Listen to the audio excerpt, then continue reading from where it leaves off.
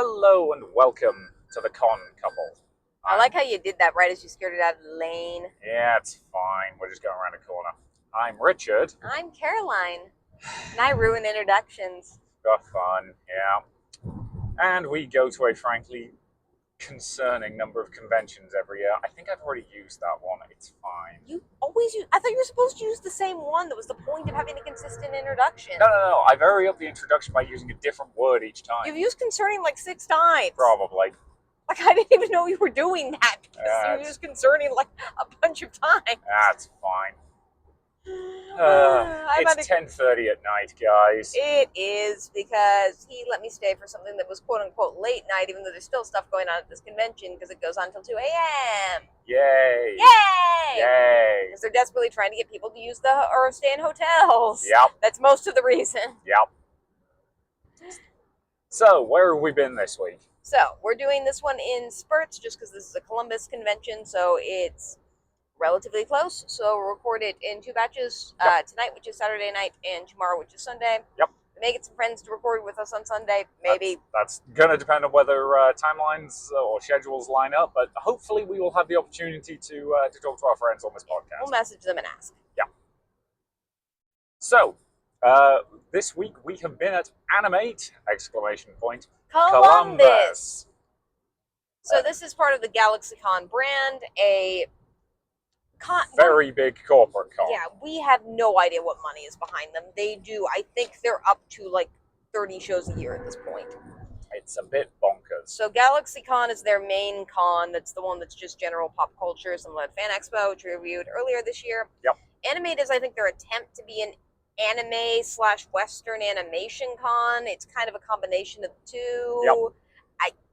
It's still a bit unclear, and they're starting to also do horror weekends, which I think is their attempt to be a horror convention.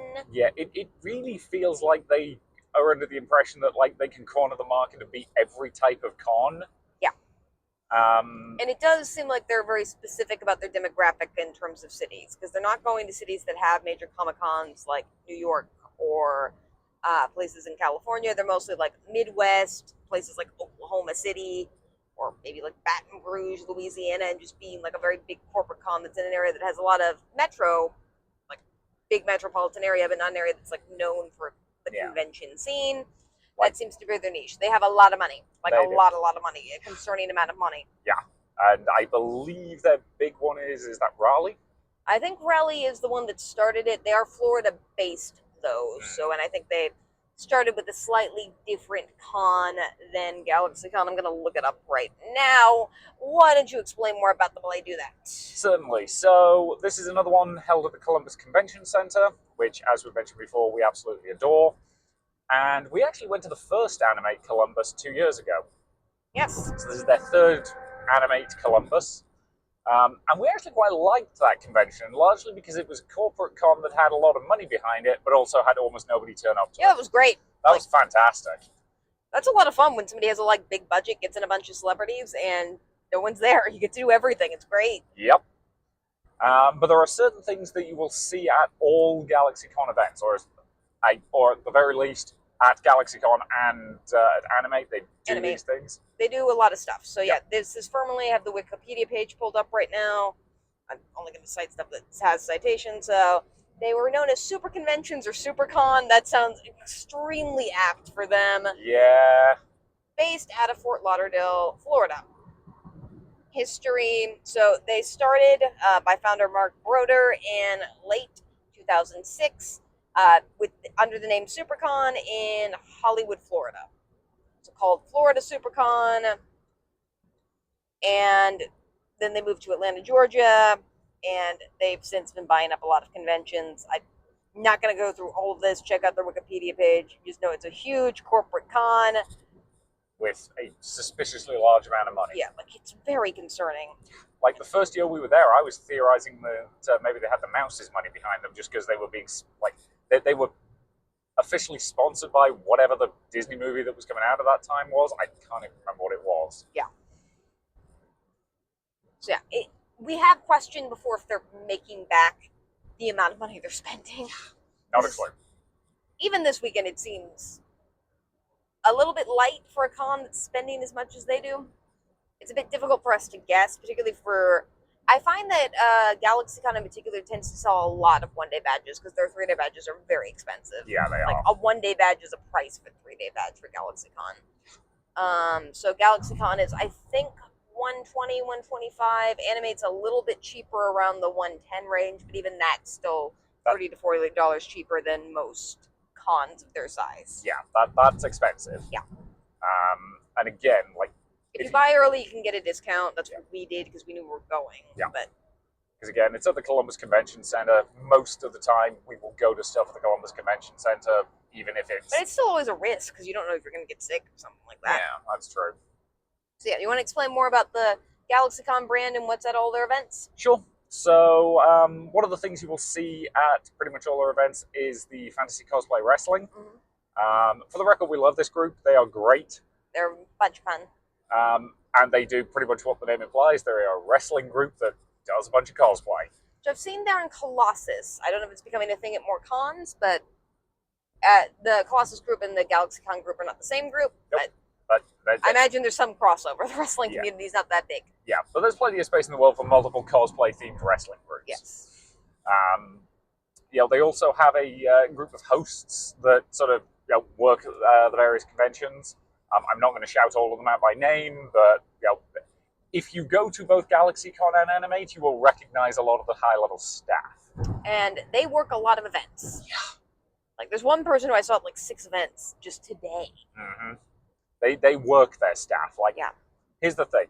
At most conventions, most people you see are going to be volunteers, potentially up to and including the top-level staff. Mm-hmm.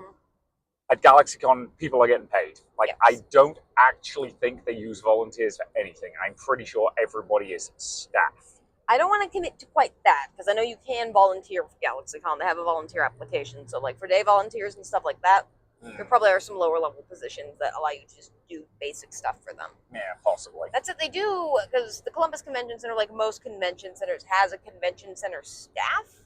They do seem, for most people, the convention center staff just kind of like hangs out there and makes sure no one's like being an idiot in the hallway. Yep. GalaxyCon tends to work the convention center staff more than most other conventions. Yes. So, should we talk about the security now? Yeah, I think we should. So this is a new feature. We didn't go to GalaxyCon this December because we were in the UK. We were Yep. told by Well, Pop Culture. We weren't quite in the Yeah, UK. we're not. This is not a travel review podcast. Yeah, we were in the middle of some flight chaos getting to the UK when GalaxyCon We were was. supposed to be in the UK. Yes. But anyway. We were told by our friends, Pop Culture Choreography on Wetlands Ninja. who are the people we are hoping will be on the podcast tomorrow. Also their friend, I'm not going to say their name because I don't know if the friend's interested in this yet. Yeah, we will check to make sure they're comfortable with them saying their name. We were told that they had metal detectors at GalaxyCon, and they had them in Animate. Yes. So there was basically only one way you could get into the section of the convention center they were using. Which is a bit ridiculous because if you've seen the Columbus Convention Centers, it's like a lot of convention centers, it has an entrance like every 5 feet. Mm-hmm. So they had to block off like at least 6 dozen entrances. Yeah, well, maybe not that many, but quite a few. I mean, if you count the individual doors of each of those sections, you were probably not that far from the money. But there was at least half a dozen large sets of doors that had signage on them that said "entrance this way," rather than just letting you straight in, which is very stupid. Sorry, Well, that was an in-joke between us. You said the phrase "very stupid." That's I'm fair. not going to explain that one. Yeah, if you went to a very specific panel at Anthro, Ohio, you know why that's funny. But so everybody was getting funneled through 2 metal detectors. Yeah. Now, granted, this was actually a relatively painless process. Yeah, it was run by the convention center staff. The convention center staff clearly think this is silly. They're as lazy with it as they possibly can be. Yeah, I don't judge them for that in the slightest. Like, this is the only convention at that center we've seen that was doing this kind of nonsense. Yeah.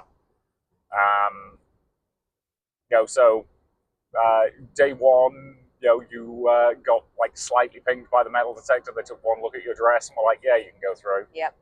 Today I got pinged by it once. They took one look at my bag and was like, "Yeah, you're good." Well, I think I don't know where the metal detectors came from, if they're just galaxy cons and they just like work them around. Because the staff didn't have like wands or anything like that to wave people down further. No, but again, they were like looking at screens. Yeah. So I'm wondering if the metal detectors were actually like sophisticated enough to like ping a height level or something. So they were like, okay, there's something like torso region on you. So they knew that was, the accoutrement on the dress. Well, I Whereas looked with in your me, bag because we had an umbrella today, so Yeah. maybe it shows like where it is. But like again, I don't know who. I don't even know if the convention center owns these or if they're just Galaxy cons because I've never seen them before for literally anything. And keep in mind, we go to that convention center a lot, and we've seen all sorts of events in that convention center, not just like cons. Because for smaller conventions, there's 4 or 5 other events also in that convention center that same weekend. yeah, so we are frequently just kind of wandering around and looking at stuff during breaks, which we, again, talked about before, like during Buckeye Game Fest a few weeks back. Also, the staff at the Columbus Convention Center tends to, not the con staff, but the staff that just works at the convention center, as well as staff that works just general convention centers, I think I mentioned last week, generally really love cons. They love getting photos with people, and they're just overall awesome. Like, I love convention center staff attendees. They're great. They are. I like the staff at this convention center are fabulous. Yeah, like, one of them mentioned that they took a picture with us last year, which was awesome. Yeah, that was great. Yeah, so again, like, yeah. But, yeah, So do you want to get into our stuff yet, or do you want to explain the layout, or what do you want to do? So if you've been in the Columbus Convention Center, like a lot of convention centers, it's got multiple like big halls. Mhm. This one is using C and D. In fact, it might just be using D. No, I think it's using C and D. Yeah, it is. It's using C and D, so that's kind of down one end towards the creepy head statue.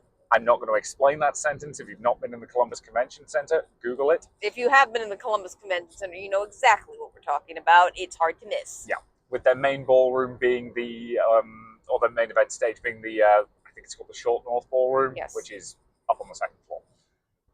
Again, it's about the right size of space for the amount of people they have. Yep. They have a very big vendors hall on one side. It was laid out about the same as it was last year. I think they changed a couple rooms around. So the main convention center area has a dealer's den, artist alley combined, which tends to be the norm for big cons, where it's just kind of in the same spot. Yeah.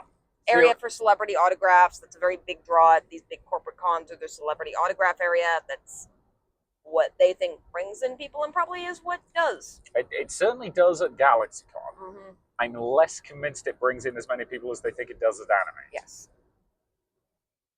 They have a rink for the wrestlers also in that area, which is fair. I don't think there's anywhere else that would fit. Yep. They You could try putting them in one of the panel rooms, but I think that might be a mite dangerous. Yeah. They have the cosplay info area. I think it's called. They call it a lounge. Like, they've done this since we started. They're all Galaxy events. Call it. It's not a lounge. There's no place to like sit and lounge. Yeah, you don't get to call it a lounge if you don't have a single chair in it, guys. It's just it's an info booth on the convention, on the vendors hall floor. And a couple places where you can take pictures are also around that kind of area for like photo ops and stuff like that. But it's such a pointless space. I don't really know why they do it that way. It's a choice. That's there. There's also, last year they had a family area that was like one of the rooms. There this year they just put like more and more cons are doing this, where they're just putting stuff that probably should be in a room, just not in a room. Mm-hmm. So there's just like a family area that I think is just like an open area of the floor that's kind of carted off, that has like stuff for kids to play with. Yep. And a giant sign that says "Don't leave your kids here."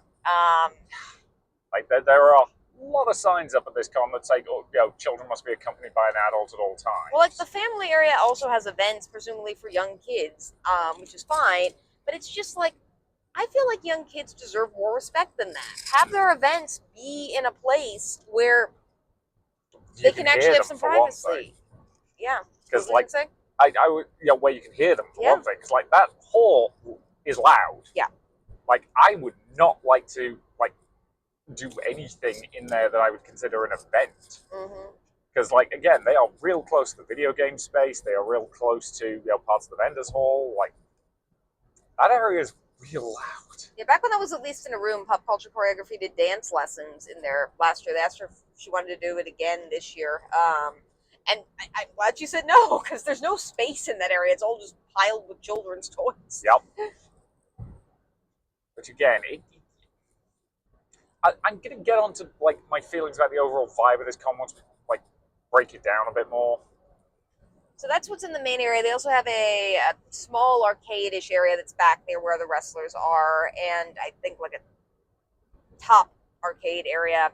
We spend pretty much no time in those areas at cons generally, so I don't really know how it compares to other ones. Yeah, it seemed pretty good. You know, it seemed reasonable. Like, yeah, I don't know if you would want like a private room for that or not. No, it's kind of hard to tell. Like, they did some stuff that I thought was cute. Like, they had Just Dance and Rock Band both set up on their own like small mini stages. Yeah, that was cute. You know, so you could like get the vibe of like performing to the crowd. Like, nobody was really watching the people playing, but maybe if you were showing off for your friends or something, though. Yeah, it would be fun.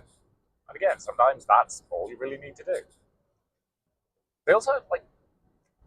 So one thing that I did notice is that like to get into the vendors hall, you had to go kind of all the way around. Getting out wasn't too bad, but they did have a door that was open but was labeled VIP entrance only. So you didn't have to like walk around the other entrance to enter the door. That was a weird choice. It's a weird choice generally. And I was pointing this out to Richard generally because this has been studied. There's a reason why when you get on an airplane or you're in a movie theater, they tell you to look for your nearest exit. And that's because in the event of an emergency, everyone defaults to going through the door that they came in on. Yep. There was a thing a while ago where I think it was a mall, like hired a mathematician to use decision mathematics to create like, the optimal like ways to get everybody out in case of an emergency. And mathematically speaking, it was perfect. The second they tried it with test subjects, everybody would have died. Yep. Because everybody tried to get back out the door they came in. Yep. Just what people do. Yep.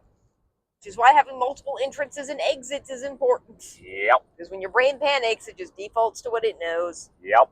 Sorry if I'm like the fire safety police on this podcast, but I really do think it's something that cons need to improve on a lot. Before there's an incident.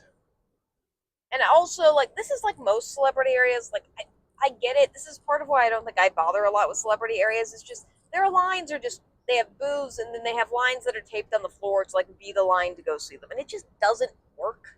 Like, I was really hoping that post-COVID we could come up with better ways because, like, me in a ball gown could not fit in those lines. Nope. Like, a differently, like, sized person, plenty of those exist, probably couldn't fit in those lines either. I mean, okay. This is me spitballing a terrible idea. So you know how a lot of restaurants have like those vibrating things where like they'll hand you a thing, they'll say, well, when your table's ready, this'll buzz and you can come over.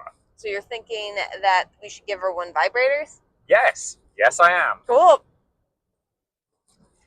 Even just like arrange it with a phone app where it's just like, it will ping you when, when there's like two people in the line in front of you. Yeah. So you don't have to spend like 3 hours waiting for a specific celebrity. You basically just take a number, as it were, scan a QR code, whatever, and then it'll say estimated wait time 5 hours. You can go and do something else, and it's not clogging up the space. But then they couldn't make you pay extra for VIP. Yeah. By the way, they had a VIP lounge. This year they put the VIP lounge also in the main area. Oh, that was hilarious. Oh my god.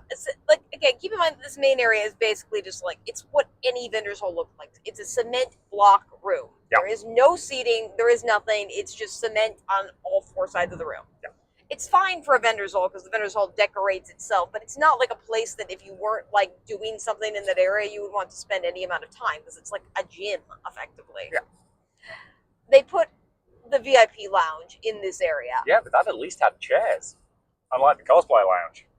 It did have chairs. I didn't really look into it, but it looked very sad based on what I've seen, and no one was in it. As we walked past, it was like 4 like of those standard round tables and chairs around them. That was like it. Well, it's also just like, presumably the appeal of a VIP lounge is it's quiet and it's private. That was neither of those things. Nope. Yeah, they kind of half-assed that one. Yeah, it was pretty bad. I also think they had their VIP party in that area, because I know they have a VIP party at these events for their VIPs. It's either that or that might have been on the Senpai stage, which was their so they also, in addition to their main stage, they had about 3 or 4 panel rooms. They had a screening room this year. I think that was new. Yep. Except the screening room was showing like the most boring things I could possibly imagine. imagine. You didn't want to be there at 10 a.m. on Friday to see watch Fairly the Fairly Odd Odd Parents? No, I did not. It's almost like I can just do that in the privacy of my own home. Yep. A lot of it's on YouTube. You don't even need to buy anything. Yeah, it's very clearly because I saw some people waiting out there, just an area where you like put your kids. Yep. And this con is very big on family stuff, which is fine. I like family cons; they're great. But I don't even think for families it's terribly well laid out. So they have the senpai stage. They have 4 panel rooms, or 3 panel rooms, all kind of right next to each other. 2 smaller stages. A social club that's new this year. Yeah, well, we'll talk about that when we get onto the thing that we actually did in there. And a whole lot of security guards manning doors. Yeah, they just have employed, and these people, I want to be clear, are convention staff, not con staff. I can tell by how they're dressed. Yeah. I just feel kind of like they're always working there technically, but you can tell that they're bored and just annoyed that they have to do this because most cons don't ask them to do anything really. Yeah. Like most just ask them to, hang out in the hallways and make sure no one's doing Naruto runs into small children or something like that. Or be present in case somebody needs to come up and say, yeah, I'm a female cosplayer and this guy has been trying to take pictures of me without my consent, and they need to bounce somebody. Yeah. That's the stuff most conventions need them. You don't even really. I've never really noticed them other than them asking to take pictures because they're awesome. Yeah. Or again, they'll be cleaning up, emptying trash cans and that kind of stuff. Stuff that keeps the con running in a way that when they're doing it right, you don't really notice much. Yeah. I'm sure they are constantly doing a lot of that stuff. Yes, I'm sure that they are, and they are. I don't want to minimize their jobs. I just think it's lame that they're asked. They have to be on door duty, which is normally not even a job you give convention staff. You give it to volunteers. Yep. But I doubt they got enough volunteers to do that, and I'm glad they're not putting that job on volunteers because it's a confrontational job, and it's not something they should be forced to do. Yeah. So I suppose I am glad that they used con staff or convention staff for it as opposed to. So I'm using convention staff and con staff interchangeably. I'm sure it's very confusing. But you get convention center staff. So, do we think we need to talk about anything else before we get into? Not that I'm aware of. So, convention center food options, I think we've talked about before. We'll probably also talk about them again soon because Origins is in 3 days. Oh, God. You're welcome. It's fine. My shit's printed. I said a word I'm not supposed to say on this podcast. I apologize. Yeah, printed. We're not allowed to say that. Yeah, we're not allowed to I say maintain that printed is actually a misnomer. Stuff is not being printed. Printers do not print stuff. They put letters onto paper. They don't print them. And 3D printers are even more dumb because 3D printers don't print anything. Printing is impressing lettering into paper. We haven't done that in forever. We need a new name for it. That's not happening anytime soon. 3D printing doesn't make sense as a concept. It should be like 3D making. Is this one of those hills you're going to die on? Yeah. Cool. So, we got to the con yesterday. Should we get into that? I think so. So yesterday for costumes, we were entered into the runway cosplay competition. As we mentioned last week, we don't tend to do cosplay competitions until we know what they're about. Runway we've done before, and it's low-key, so we like it. Yeah, there's no, judging the nitty-gritty of your costume. You just walk across the stage and show off your costume. It's great. It doesn't even really need to be a competition. They just kind of made it one. Which, again, we've expressed our thoughts on the fact that cosplay competitions don't really need to be competitions a bunch on this podcast, so I don't think we need to go into that more. But, that's a drum we beat on a bunch. Yeah. But yeah. So I was wearing candy skirt dress, very heavy, very big centerpiece. I made a couple new candies for it because I was bored this week, and also just with the 2 cons coming up, I had a little bit of jitters, so that helped with that. Yep. So I was wearing Wonka to go along with that. Yep. Yeah, so purple top hat, purple vest, steampunky style coat. Yeah, it's fun. Mm-hmm. Yeah, that's good. Always draws a lot of attention. And so we acquired our friend's parking pass. Yep. I dropped you off at the entrance, and then I went and parked the car, and then met you inside. Nice and simple, and straightforward. We're gonna need to remember to give back the parking pass tomorrow night. We do. We always forget to do that. No, we don't. Well, we remember it on the way out of town, and occasionally have to turn around. That's happened once. But yeah, so Went through security. Registration is weirdly past security. You think it would make more sense to have it on the other side, but you'd think so, but they didn't rent that area of the convention space. yeah, pretty much. So we walked in. Took us 2 seconds. Yep. And this is something that I've noticed about pretty much any big corporate con or just any larger con in general. Getting registration either takes 5 minutes or it takes an hour. Yep. Those are the two options. So this one was pretty straightforward. We got on the line. Yep. They had the line like broken up into different parts. There was the VIP section. Obviously, I didn't go in that part, but other than that, they had like about 4 lines for like regular registration, and I picked the shortest one because obviously. Scanned the QR code. Yep. Got our badge. Nice and simple and straightforward. At lanyards, they have a printed schedule that they had out that this year was accurate. Last year we couldn't really use it because it had a lot of inaccuracies. This year it's been so far accurate. So far fine. It doesn't have any descriptions of what any of the things are, but they do have them on their online Eventi app. And GalaxyCon now has its own app. Words can only express how I'm excited I am that GalaxyCon now has its own app as opposed to just using the Eventi app. I'm extremely excited about this fact. Yay, all random apps on our phones. It's also still on the Eventi app, so I've just been using the Eventi app. I just went to it through the website. Yep. But yeah, so that was pretty straightforward. The one thing I will note is like, there's a lot of adverts in their program guide. Yes. Like the part we actually care about, which is the map of how they've laid out the space and the convention schedule, is like 6 pages out of about 40. And the rest is telling you which celebrities are there and a bunch of adverts for their other events. Which, we don't really care about. Yeah. But, at least they have it, which is, that's a thing it does need to have. And yeah, I do appreciate that they have a paper schedule. Stop yawning. It's 11 o'clock at night. Yeah, well, suck it up. And I got up at I woke up at 5. That's your fault. Yeah, I know. So yeah, the app's about standard for them, and the program guide is about standard for them. Yeah. So after that, we toured the vendors hall. Yep. It was the same. It's a vendors hall. It was pretty much the same as all the vendors halls. Yeah. I don't even know why we bother reviewing that. If there's anything that's actually interesting, we will tell you. And there was one thing that was actually interesting in the vendors hall. One of my favorite cosplays ever, and I think my first con crush that I've had.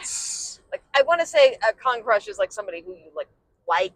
Sometimes that means in a romantic way. I just mean somebody whose vibe I just bond with. You saw another ball gown. I saw another custom-made ball gown with 3D flowers that was somebody's original character from a book they were writing. And my heart melted. Yep. I got a picture with them. We got pictures. They were wearing a different custom ball gown today for a different character. That they also created. I adore this human being. So yeah, that was fun. They are great. But yeah, other than that, again, so at the vendors hall, pretty basic stuff. What was the first panel we went to? I will look it up. So yeah, pretty basic stuff. I did ask for photos. I took a couple photos. Candy Skirt still wows. No, I don't want to go into your app. I want to use my own app. Plus, you're still connected to the Eventi app. What was even the point? Actually, I can tell you what our first panel was. Okay. It was Guy Hutchinson talking about disused theme parks, or weird theme parks that people haven't heard of. Yeah, this is something we've noticed about GalaxyCon. About 80 to 90% of their panels are run by people who work or have some type of deal with GalaxyCon. So Guy Hutchinson is somebody whose name has come up a bunch. Yep. He does a lot of panels for GalaxyCon and works for them in some capacity. Noise Complaint, we'll talk about later, also does that. Yep. The fantasy wrestling people, they do a bunch of panels in addition to the wrestling show. Yeah. And then there's maybe 1 or 2 people like Pop Culture Choreography and Wetlands Ninja who are just local. Who are just volunteers doing panels. They I don't know to what degree they just didn't get many people volunteering panels, and to what degree they just want to promote their own stuff. Yeah, and just have very little space on their schedule for external stuff. Like, I'm gonna be honest, my money's on the former, but I don't know. I don't know. I mean, Bridget or Pop Culture Choreography and Wetlands and Ninja, they're fine with us saying their names. I just feel like I need to promote their stuff. Yeah. Have mentioned that their stuff does get accepted fairly easily. So Yeah. and they did ask Bridget / Pop Culture Choreography if she wanted to do her dance thing again. Yep. She said no. So I will say Forgotten Theme Parks with Guy Hutchinson is pretty much always a early Friday panel. Like, we've gone to, I think, 4 or 5 of GalaxyCon / Animates events now, and this is pretty much always like one of the first things to do on a Friday is Forgotten Theme Parks with Guy Hutchinson. I know he focuses on the same theme parks every time. Based on the way that panel went, I think he's just got like a big collection he can talk about. Which I'm fine. Like, I will say I enjoyed the panel. It was the right amount of educational and also funny. Yeah. Very well presented. I went up at the end and told him about another one he might want to consider adding to his list, and he was like, I will look that one up. Yep. Specifically, I told him about the Metroland. R.I.P. Metroland. Well, I think he probably does focus on mostly U.S. theme parks, so giving him some European theme parks to focus on would be cool too. Yeah. Again, if he wants to look it up and include it, he can. If he doesn't use that, I'm not going to know about it. I will say also, and we've been talking about this a little bit, and I started to see it in this panel. This weekend, we've had a bunch of people trying to do as much crowd work as they possibly can, and crowd works that are just mid to kind of not really that enthusiastic. I noticed it a bit in his panel, which again is not against him. He's trying to make an audience have a good time. Yeah. But everyone this weekend has just kind of been like, yay. Like, there have been some panels where like the crowd has really got going, but not that many. Yeah. Okay. You and I both have a theory that going through security theater nukes the atmosphere of a con. Mm-hmm. Because it just makes everybody miserable, nobody likes it, and it makes you feel like nervous You're being watched and scared. and surveyed. Most people have bad experiences with police, particularly people who go to cons. Yep. And then you've just got the fact that, like, the thing it reminds me of always is going through an airport. Mm-hmm. And airports suck. Like, nobody likes being in an airport. I will say the security is a lot less than that. Like, it's pretty easy to clear. At most, they'll check in your bag and be like, oh, it's an umbrella. Yeah. And you also think this might be a tactic to keep people in the con space. Because the convention center is huge, and we love walking that space when we're bored. But, like, having to go in and out through security, even if it's, like, the most minimal security that could possibly exist, just makes you not want to leave. Yeah, and we don't know if, like, the security exists for any safety reasons, as opposed to just keeping people in the con space for as long as possible so they shop and buy. Yeah. It's a theory. It makes a certain amount of sense. I could just be being, like, I don't know, assigning Machiavellian motives to them that aren't present. I was using Machiavellian. That's come up a lot this weekend, actually. Yeah, well, that's what happens when one of the guests is the guy who played Ezio Auditore. Like, Machiavelli is actually in those games. Oh, I did not know that.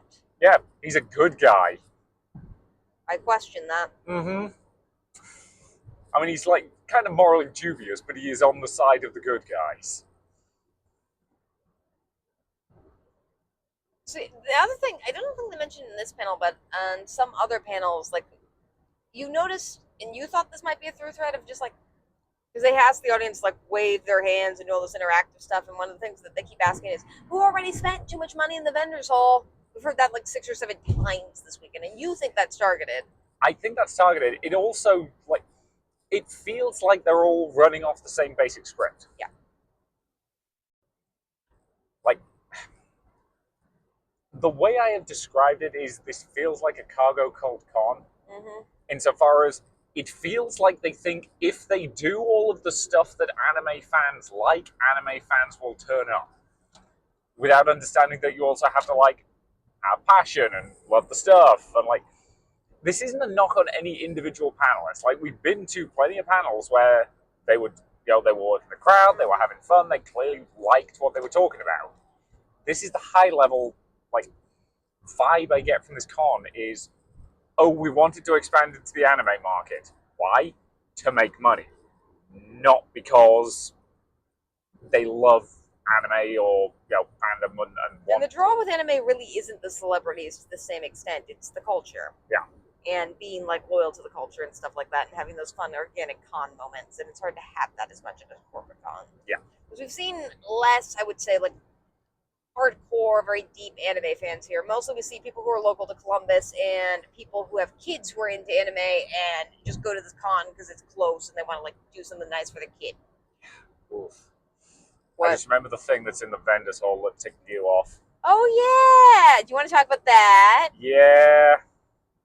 So if you're at this anime convention, why don't you get your child tested for ADHD and autism? There's I don't want to say they're BetterHelp.com, but they're pretty much BetterHelp.com booth where you can do that and get your kid tested at a con for ADHD or autism and then connected with a therapist. Because that's something you can accurately do at a con. Yeah, screw that booth. That's awful. And I'm gonna be honest, that feels really scuzzy because that feels like is your child weird enough to be into those Japanese cartoons? Well, they've probably got autism, so why don't you prove that at this con? It's like, screw all of that. Well, it's also just like any test they're going to give you at a con is just going to be the same online test you can take online for free. And like you can manipulate the answers on those to indicate anything if you want. Like, it's not that hard to suggest. Yeah. So it's just completely scientifically inaccurate. And also, like, if you have ADHD and autism and are otherwise fine in your life right now, you don't need therapy. No. Like, if you have problems you want to work on, sure. But if you just happen to have ADHD and autism but are otherwise like doing great at your job and are happy, cool. Yeah. Seriously. So yeah, screw that booth. Yeah. So yeah. So what do we do after that? We did Are You Smarter Than a Cartoon with the Wrestlers. Yep. Which was pretty standard, trivia panel. So 2 pairs of wrestlers behind the stage. Then they called up people from the audience in pairs. And they had to answer 10 questions that were pulled from lists that somebody got off a website. I saw a glimpse of his phone. I'm pretty sure he was pulling at least some of them from BuzzFeed because I recognize that layout. I want to say that the wrestling panels, we've gone to them before, they're kind of delightfully chaotic, and this is just to be expected. The wrestlers can carry it fine, so I wasn't that upset about that. Yeah, like again, the fun part of this was just like trash talking the wrestlers. Yeah, and then trash talking the audience right back. Yeah, that's most of what the panel was. Yeah, like we ended up being the second.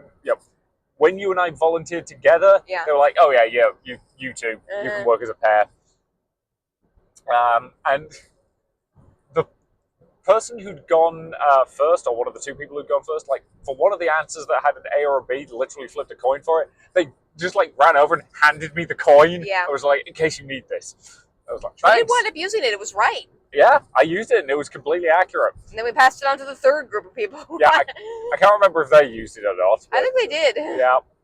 So that coin, was an important part of the audience's arsenal. Yeah, good track record. Yeah. But again, perfectly fun trivia panel. Silly panel, fun to just kind of interact with the audience and each other. Yeah.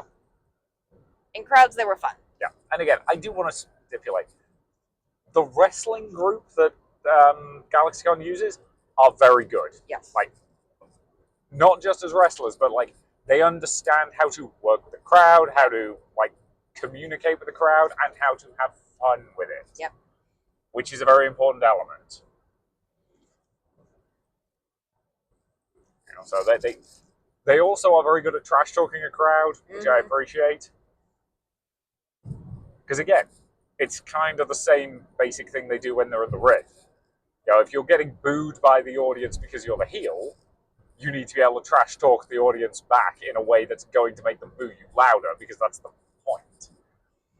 Whereas, and in this panel, that was kind of the same basic role they were playing, and they were doing a great job of it. Yeah. It's very silly, it's very fun, and it lets you interact with, like, wrestlers. Wrestling's art. Like, oh, it is. Like, it's like, again, is it actual, like, combat? No. It's a performance art. Sorry. Wrestling is what you make it out to be. Yeah. Let's just put it that way. That's fair. There's rules about the artistry of wrestling that we should respect as we talk about it. Fair. Like again, I once described it as panto for adults. Yes, that's what it is. But like with panto, you don't break the illusion for kids. That's fair. Similar. Valid. But yeah. So again, that panel was a lot of fun. Mhm. What did we do after that? We went to the back of Noise Complaints Disney sing-along for a couple minutes, but the room was full. And as we mentioned that, you want to explain the room at this point? Yeah, so that room is theoretically their social club. So they had like a stage set up on one end, which is where Noise Complaint was actually performing. And then they had just like a bunch of round tables in there. And I'm going to be honest, it's awfully set up to have sing-alongs in. And they're doing sing-alongs in there all weekend. Yeah, it's also a bit like Noise Complaint is basically their dance group. So they're doing these sing-alongs and they have these like choreographed dance routines to them, which is very cute. But it's more of a performance than it is a sing-along, which is fine. I would just rather be like labeled performance as opposed to sing-along. And again, if it was a case of, dance performance to Disney music, and if you want to sing along, go for it. Would be, I think, the better way to stage that. But again, like the room setup does not lend itself well to a sing-along. It's not really a sing-along. It's more of a performance kind of lounge space, which is fine. We did go to one of their events later when it was less full. Yep, we had fun with it. We had fun with it, and they clearly are working very hard. But yeah, so we kind of popped into the back of that, decided it was a bit too full for us to want to try and grab a seat at it.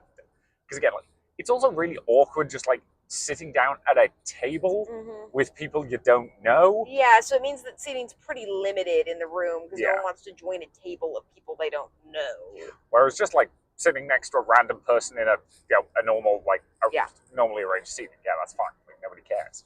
It was a weird choice. I don't know why they're doing this layout generally. Like, I don't feel like the space really needed it. Yeah. It's supposed to just having it be a normal, like, just chairs lined up before stage. Yeah, it was a weird choice. D&D Live, we also popped in the back of briefly at that time period just because it said D&D Live with celebrity guests. I'm like, I wonder who the celebrity guest is because it doesn't say anything. I didn't know any of the people in the room, so we kind of just left at that point. I mean, we knew one of them. I know, we're not calling out We're not calling him out specifically, but there is one member of GalaxyCon staff we really don't like. Yep. For reasons related to the first Animate we went to, which we're not going to spend time breaking down now, but like, we don't like this person at all. We do not like this person. And they were one of the quote-unquote celebrity guests on that panel. I'm like, no, we're good. Yeah, I don't know why they continue to advertise that person as a celebrity either, because they're not. They're not. just not. They're just somebody who works for GalaxyCon. Yep. Like, that's pretty much their only claim to fame. Yep. Like, they have a cosplay Instagram that nobody follows. Yeah, it's just kind of weird. But yeah, so anyway. So after that, I think we did just kind of noodle around for a bit till the cosplay contest. Yes, which again, we were taking part in.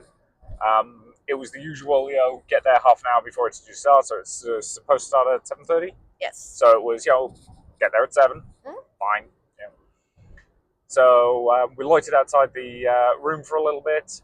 Somebody came out and wrangled us in.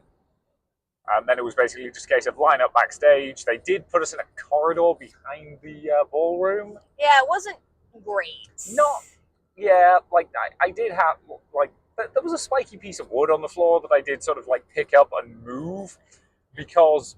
Like, this wasn't, like, a corridor that was, like, a normal... Like, think of it like, I don't know, like a kitchen or something like that, or an industrial space. Yeah.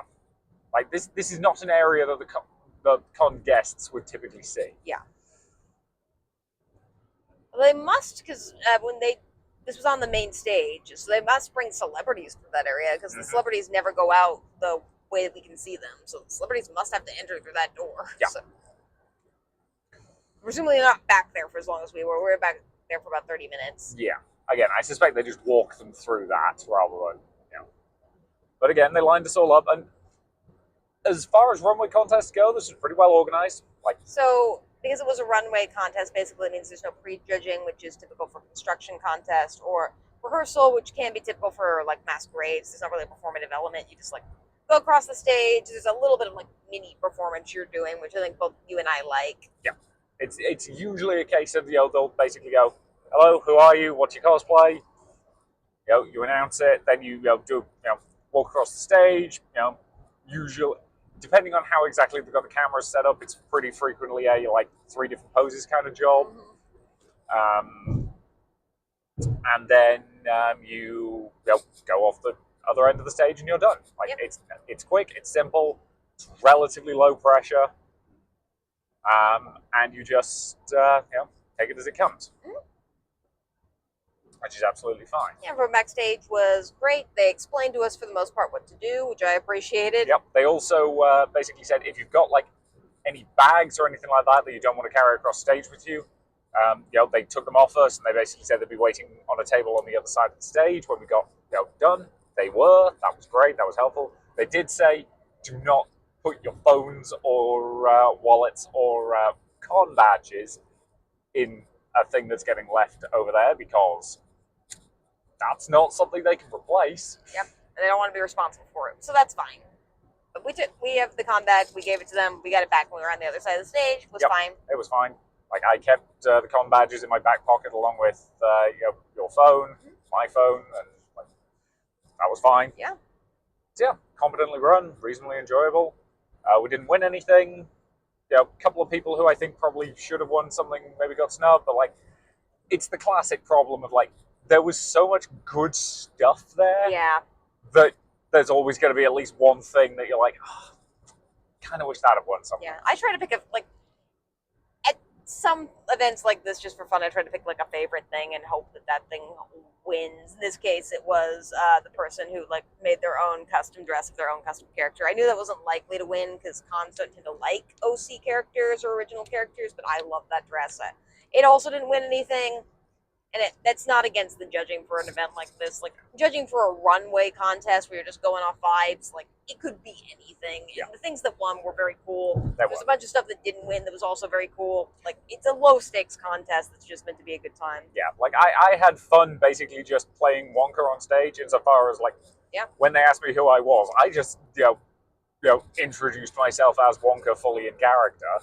And then like you like turned me on to be a candy factory. It was very cute. It was cute, and we did actually get complimented by somebody just after it ended, who was just like, they loved our like energy on stage and the fact that we were in character. And because we were early on, I got to like cheer people as they were getting off stage because we tried to be generally when we get to choose we are in the lineup. I think we try to go early. Yeah, just so we can like get it over with and be off stage. Yeah, so I think we were maybe like 5th out of 50. I think we were like 10th, but. Somewhere around there. Somewhere between 5 and 10, I think. Somewhere in that ballpark sounds about right. I mean, the first act was literally a child, which was... Yeah. It was a baby, like a literal toddler. Yeah. It had a pacifier in its mouth. It was great. It was so cute. Where everybody looked at that and was like, well, we all just lost. I don't think that actually won anything either, but it was adorable. It was adorable. And again, like, it did actually kind of help break the tension. Because I think there were a couple of people back there who were a bit stressy about it. Well, it's whenever you're going on stage for any reason, it's a little bit stressful. I will say it wasn't a terribly well attended event. I think nothing this weekend has been. Like that hall, the way they've got the chairs set up, can seat 1,000. Yep. It's been at most half full. I will say some of those seats aren't very ideal. Like, this is the thing with how a lot of cons, like, lay their main rooms out, is there's, like, the stage, but then there's, like, chairs to the left and right of the stage, so you're just kind of facing a wall. Some of those seats have no visibility whatsoever. Yeah. And they do kind of, they put a couple of giant screens up that are projecting what's on the stage, so you can see it. But it's still not the same as, like, actually seeing it. Yeah. Like, it's better than nothing. Yeah. But, yeah. But, like, again, the busiest thing we've been in all weekend was the main cosplay contest, which was tonight. And, yeah, that room was half full at most. Yeah. I will say GalaxyCon is nice insofar as pretty much everything we have been to, you can just, like, walk into. It's not like a line. You can just go in. Yep. and leave when you want. It's great. Yeah. And you can stay for other events, and they don't like kick people out. They really just don't care, and I love that. Yeah, like, that is great. That is much better than the way Fan Expo was handling it a few weeks back. And like there were times when it was just like they had to move like a table on stage, and then we're like, "Oh, you out in the audience, you have to leave this room so we can move a table that's on stage nowhere near you onto the stage." Yeah, no, they were just moving the table. Yeah. Like, and again, if they needed to rearrange the specific chairs we've been sitting in, I think they would have just said, "Hey, can you scooch a bit?" Yeah. Because valid. So that is something that like makes GalaxyCon, I think, a little bit better. It's just for whatever reason, Animate this year in particular is just feeling kind of, and I don't know if it's just con fatigue a little bit, because this is our third. I was commenting to Richard earlier, Anime Con weekend in a row, and that's a lot for us. Yeah. I like anime cons, but it's hard doing 3 of the same type of con 3 weekends in a row. I just feel like it's kind of gotten increasingly worse. Yeah. Which again, you need to vary it up. Next week we're varying it up. Yep, we're going to a very big tabletop convention. Yep, but we'll talk about that next week. Yes. So you want to cut off here because we're at the end of Friday, because we didn't really do anything else after this, I don't think. We kind of headed home at that point. Because we were going to have a late night tonight, so we did that. Yeah.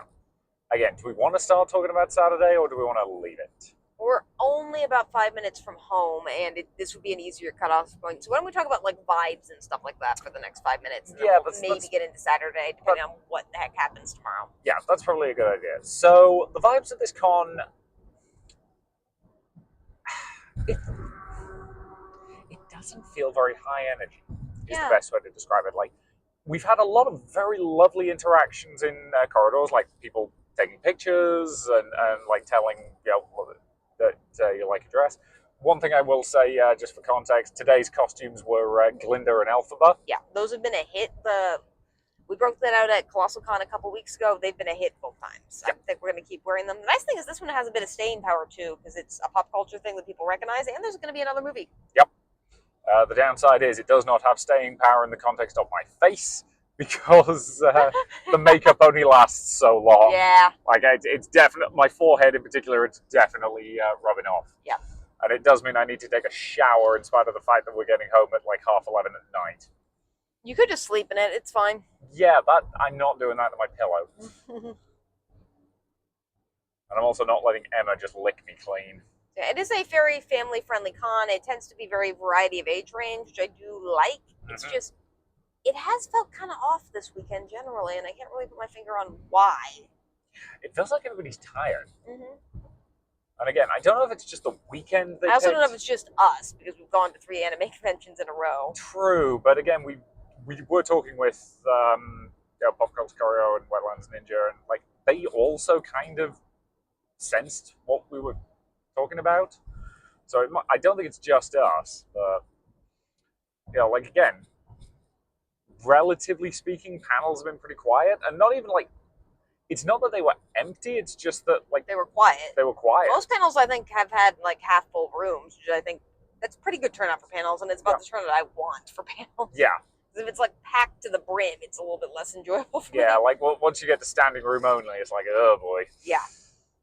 See, I think the panels like had about the number of people I wanted, the amount of right number of people for this con. And I'm also having a lot of trouble. Do you have any guesstimation for like numbers that they're doing this weekend? A few thousand tops. Yeah. Like I'd be surprised if they're over 3,000.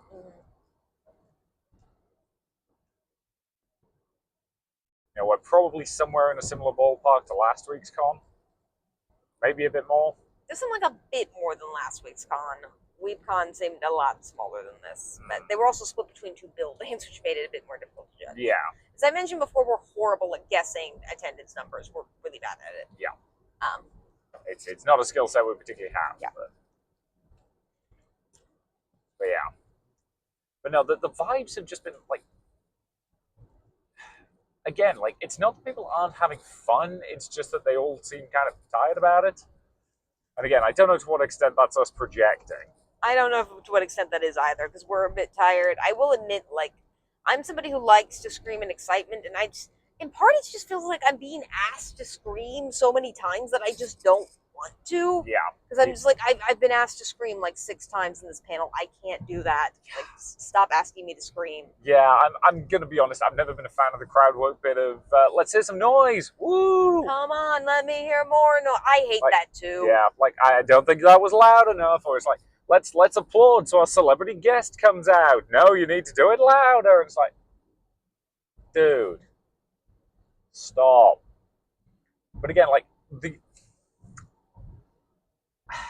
the amount of stuff that they blatantly do just for their social media, like the stage selfies is one thing.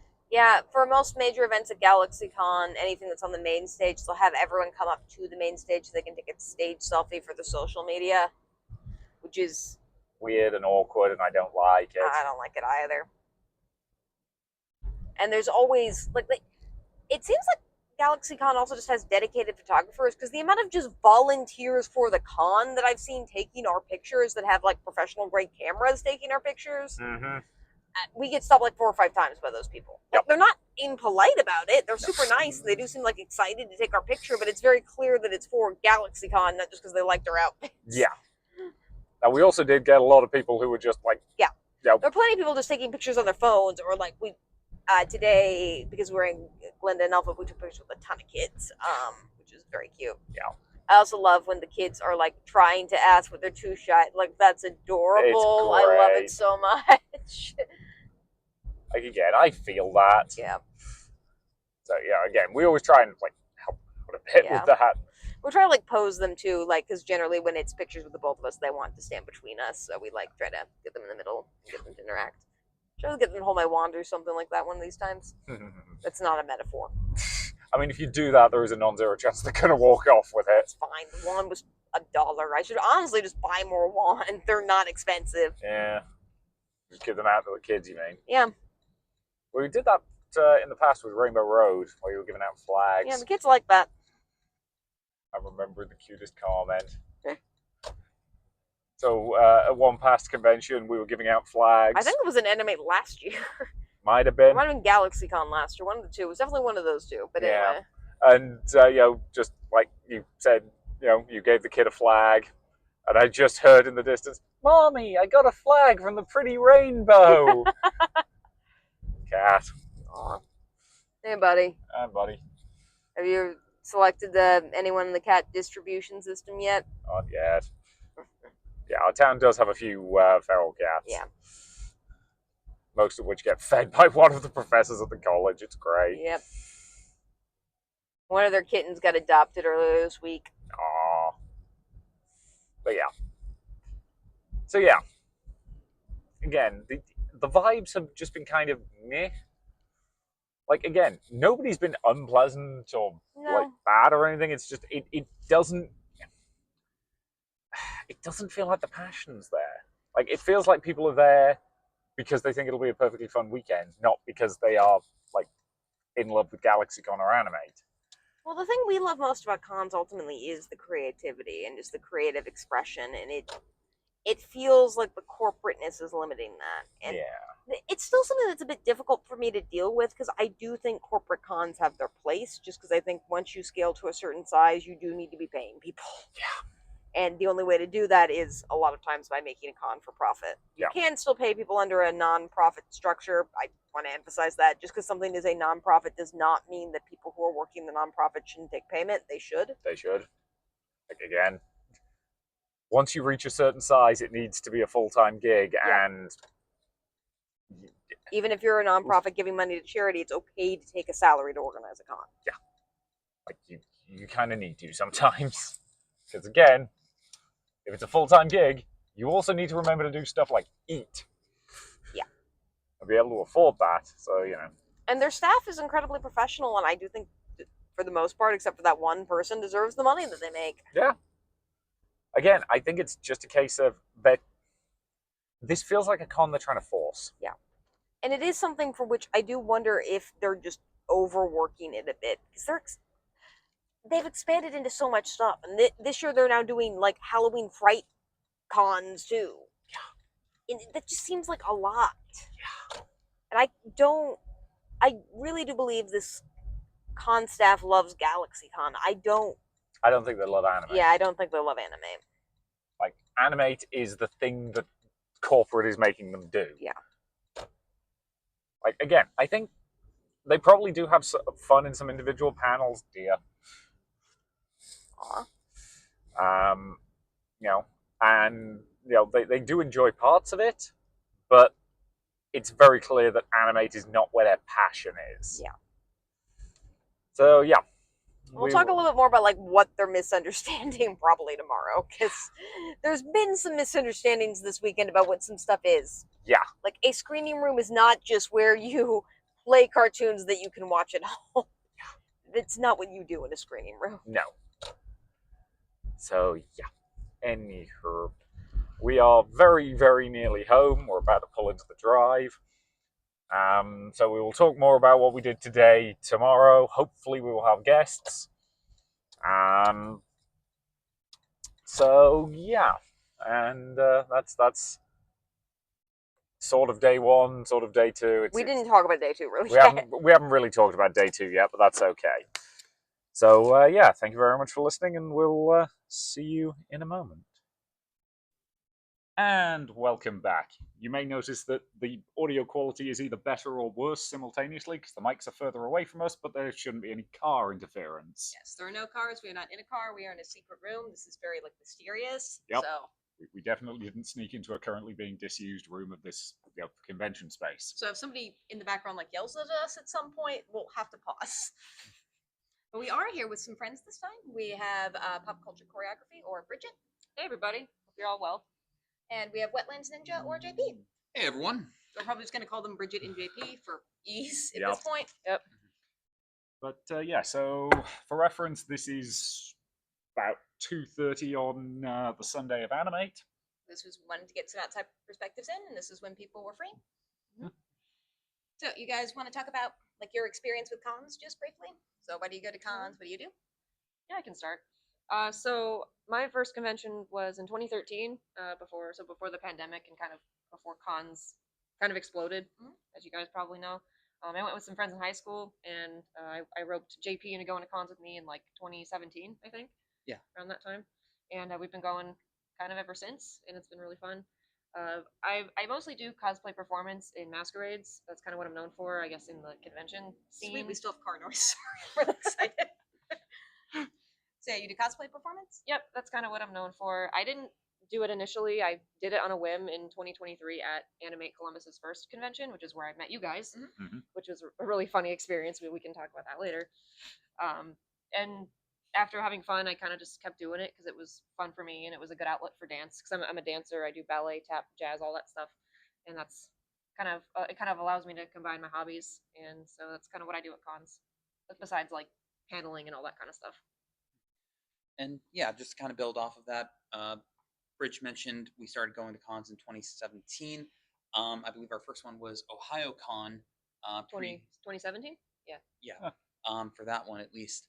And I remember that experience being a lot of fun and attendee, definitely being a little bit of con culture struck when I walked in, seeing all the cosplays, getting to meet, I believe Kyle Hebert was one of the guests I remember meeting there, was a lot of fun.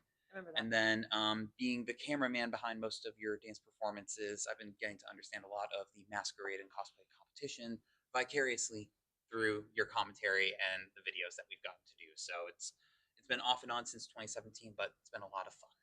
Yeah, that's awesome. I didn't realize we had that connection because our first con was OhioCon, I think, in 2021. It was later than that. Was it? No. No, it was 2021. It was 2021? Definitely. Yes, it was. Okay. Before the current drama that we won't mention because I don't want to. Yeah, so. that's not what we're talking about. But yeah. Yeah, it probably was. Oh god, it was that long. Well, my first convention was ColossalCon. Yeah, sometimes you just kind of throw yourself into the deep end. We've talked about this on this podcast before of just general recommendation for first conventions is probably pick something smaller, but sometimes you just throw yourself in there and you'll swim. It's fine. Yep. Yeah, it's fine. You just get a little overwhelmed. Yeah. Sometimes. Yeah. But then you find that it's a bug and you want to go back because that's what happened. We were just, I think, con culture drop shocked into that basically because we had no idea what we were walking into, and then we're like, I want more of this.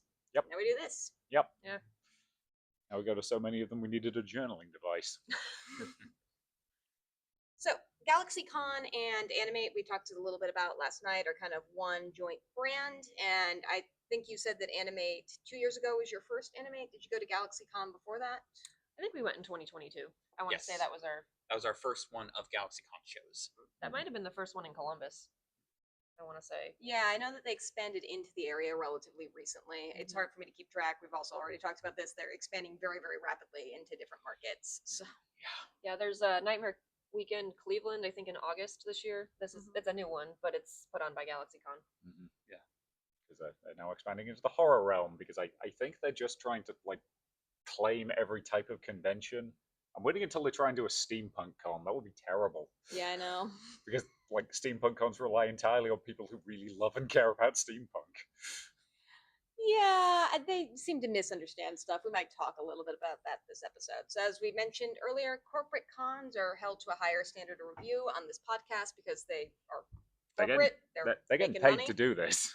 So we want them to, be held to a higher standard. So with that in mind, what have your experiences been with the Animate GalaxyCon brands? You can be as honest as you feel comfortable being in public. Fair enough.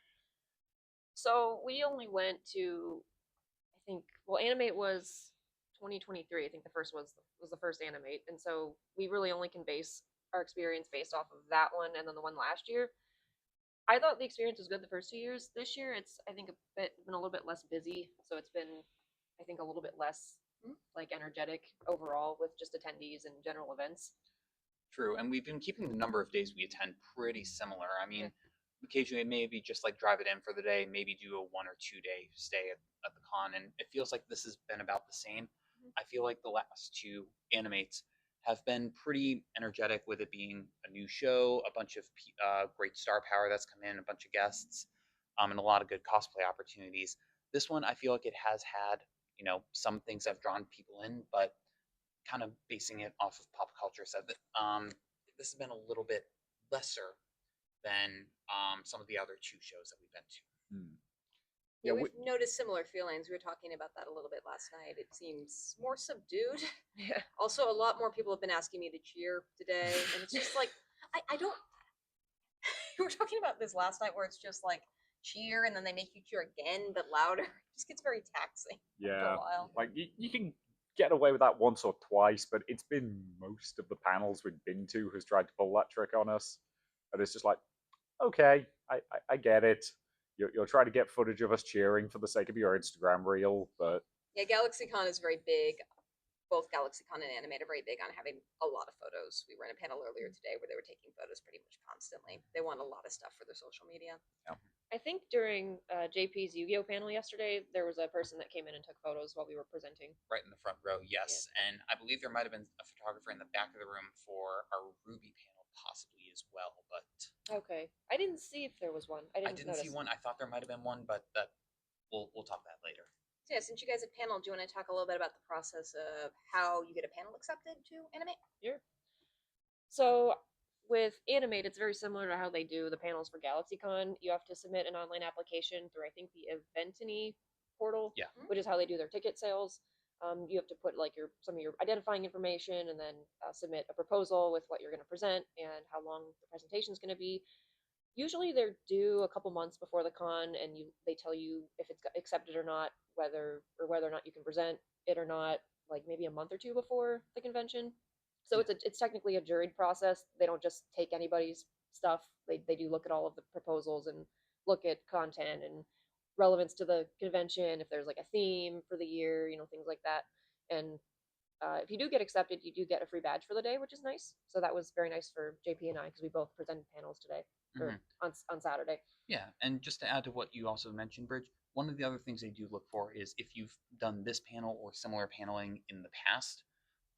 They list certain things out, and I believe it's either with this con or other cons, they may ask for like references to past cons you've presented, either this proposed panel or other panels in the past. I know for the Ruby panel, it was the first time we shared that one, but for my Yu-Gi-Oh one, it's maybe the third or fourth time that I've presented that, so I had to include that in my application as well. But the application process, I think, is pretty streamlined as far as getting your information in. It's pretty simple. You just have to remember when the application closes, because if you miss the deadline, they don't really take applications after that. But yeah, so that's kind of how it works. Yeah, most cons have that deadline so they can get a schedule up within a timely manner, Yeah. which I like a lot. And they do, as we mentioned a little bit on this podcast before, vary a lot in terms of what they give you for submitting a panel. I've done some cons where I've submitted one panel and got a 3-day pass. That was amazing. Other cons are, I think, more similar to this, where you'll maybe get like a 1-day pass for doing one panel. I know Colossal Con in the past only, I think, did a third of your badge reimbursed if you did a panel. And if you did, I think, 4 hours of programming, you got a full weekend badge. So every con's different. But they did change it this year. I remember that. They did. Now, if you got accepted, it's a full weekend badge, which was great. Yeah, that's always nice to see. Very nice. Yeah, it does vary a lot. I think the corporate cons tend to be a little bit more stingy with it than some of the other ones, at least based on what I've seen. Yeah, I'm glad they're changing some of that because I feel like it's not great if you don't really get any kind of reimbursement for presenting a panel. It is a lot of work. You have to prepare and do research. Most panels you can't just like go into. Yeah. Yeah, I mean, Bridge, our first time paneling was what, 2023 at Colossal Con? 2022. 22, that's right. I remember we were both getting new jobs at the time, and we went to Colossal Con for a day, and then we went on vacation. That's like the right. weekend, like the day after that. What a weekend that was! And I remember walking in and being a panelist and sitting up at the table when I'm so used to being in the audience, and kind of having a little bit of like reverse perspective in that way of like, everyone's here because of us. What are we doing? You do get a little like starstruck sometimes. You think, oh, like everyone came to this panel because of the topic that I want to talk about. So it's kind of a cool feeling. Again, you had that when we presented at Starbase Indy. Yeah, it was very cool to just be in this like room, and that was related to my PhD discipline. So it was a bunch of doctors and experts. It was very intimidating. Yep. But yeah. Yeah, it can be a lot of fun. Do you want to get into a little bit more about what we did Saturday and what they did Saturday? Because you guys were here for Saturday and today, right? If I'm remembering that correctly. Yeah. So we should start by saying that the start of Saturday was kind of a rough day. I think for a lot of people, For yes. a lot of people. So as we get into this, we want to say that we support gay rights on this podcast, and this is not the fault of anyone who were in the Pride Parade at all. Yeah, but it was Pride this weekend, which meant Main Street, which is right next to the convention center, was completely closed for the parade. Which I thought it was weird they were having the parade at 11 o'clock in the morning. I thought they would have the parade like later in the day. Yeah, that did seem very early, but it did mean that when we arrived, despite the fact that the road outside the convention center, on one of the other sides of the convention center, was not listed as one that was closed, we basically intended to turn down it, and there was a police officer or a group of police officers telling us, "Nope, you've got to keep going. You cannot get down." And they did not seem to know where we should keep going to, because the roads that were subsequent after that were all also closed. Yeah, they directed us down a different road, and they said you need to go down here and turn here. And I was like, okay, this is also closed. So I do want to emphasize this is planning on the city's part, not anyone else's fault. Like Yeah. the convention did send out a list of closed streets. I don't think they knew that Nationwide Boulevard, the street that's connected to the convention center, would be closed, because all you would have to do is turn down that and into a parking garage. It's expensive parking, but it would at least be parking that's connected to the convention center, which is also great for people with disabilities or whom in giant ball gowns. Yep. So you guys had a parking adventure that morning too that I think was similar. Yeah, I think we initially intended to park, and we purchased parking in advance for the open lot just to the east of the convention center, closer to the hotel side. I remember we pulled up. We were about to go straight through the intersection. There were police blocking us off. I tried to wave some down and see if we, might be able to get through, but we're eventually told, sorry, the lot's closed, the road's closed, you got to go around. So we backed up and had to navigate for probably an additional 5-10 minutes before we found another garage at a cheaper rate than what we had paid for on the far side, closer to downtown Columbus. Yeah. It was about a 15-minute walk, I think, from the convention center to the parking garage. About a 10 to 15-minute walk. It wasn't too bad. Yeah. Not terrible for us, but I know some people who maybe have cosplays that can't withstand a 15-minute walk downtown. Could be problematic. Yeah, it was the main construction contest on Saturday, so that's a lot of people who have very elaborate construction. costumes. Yeah. So that might have been an issue for them too. It just was not indicated that there wouldn't be parking that was connected to the convention center that day, because that road looked open. Yeah. Which, not the fault of the con. I do want to be at least fair to Animate/Galaxy Con.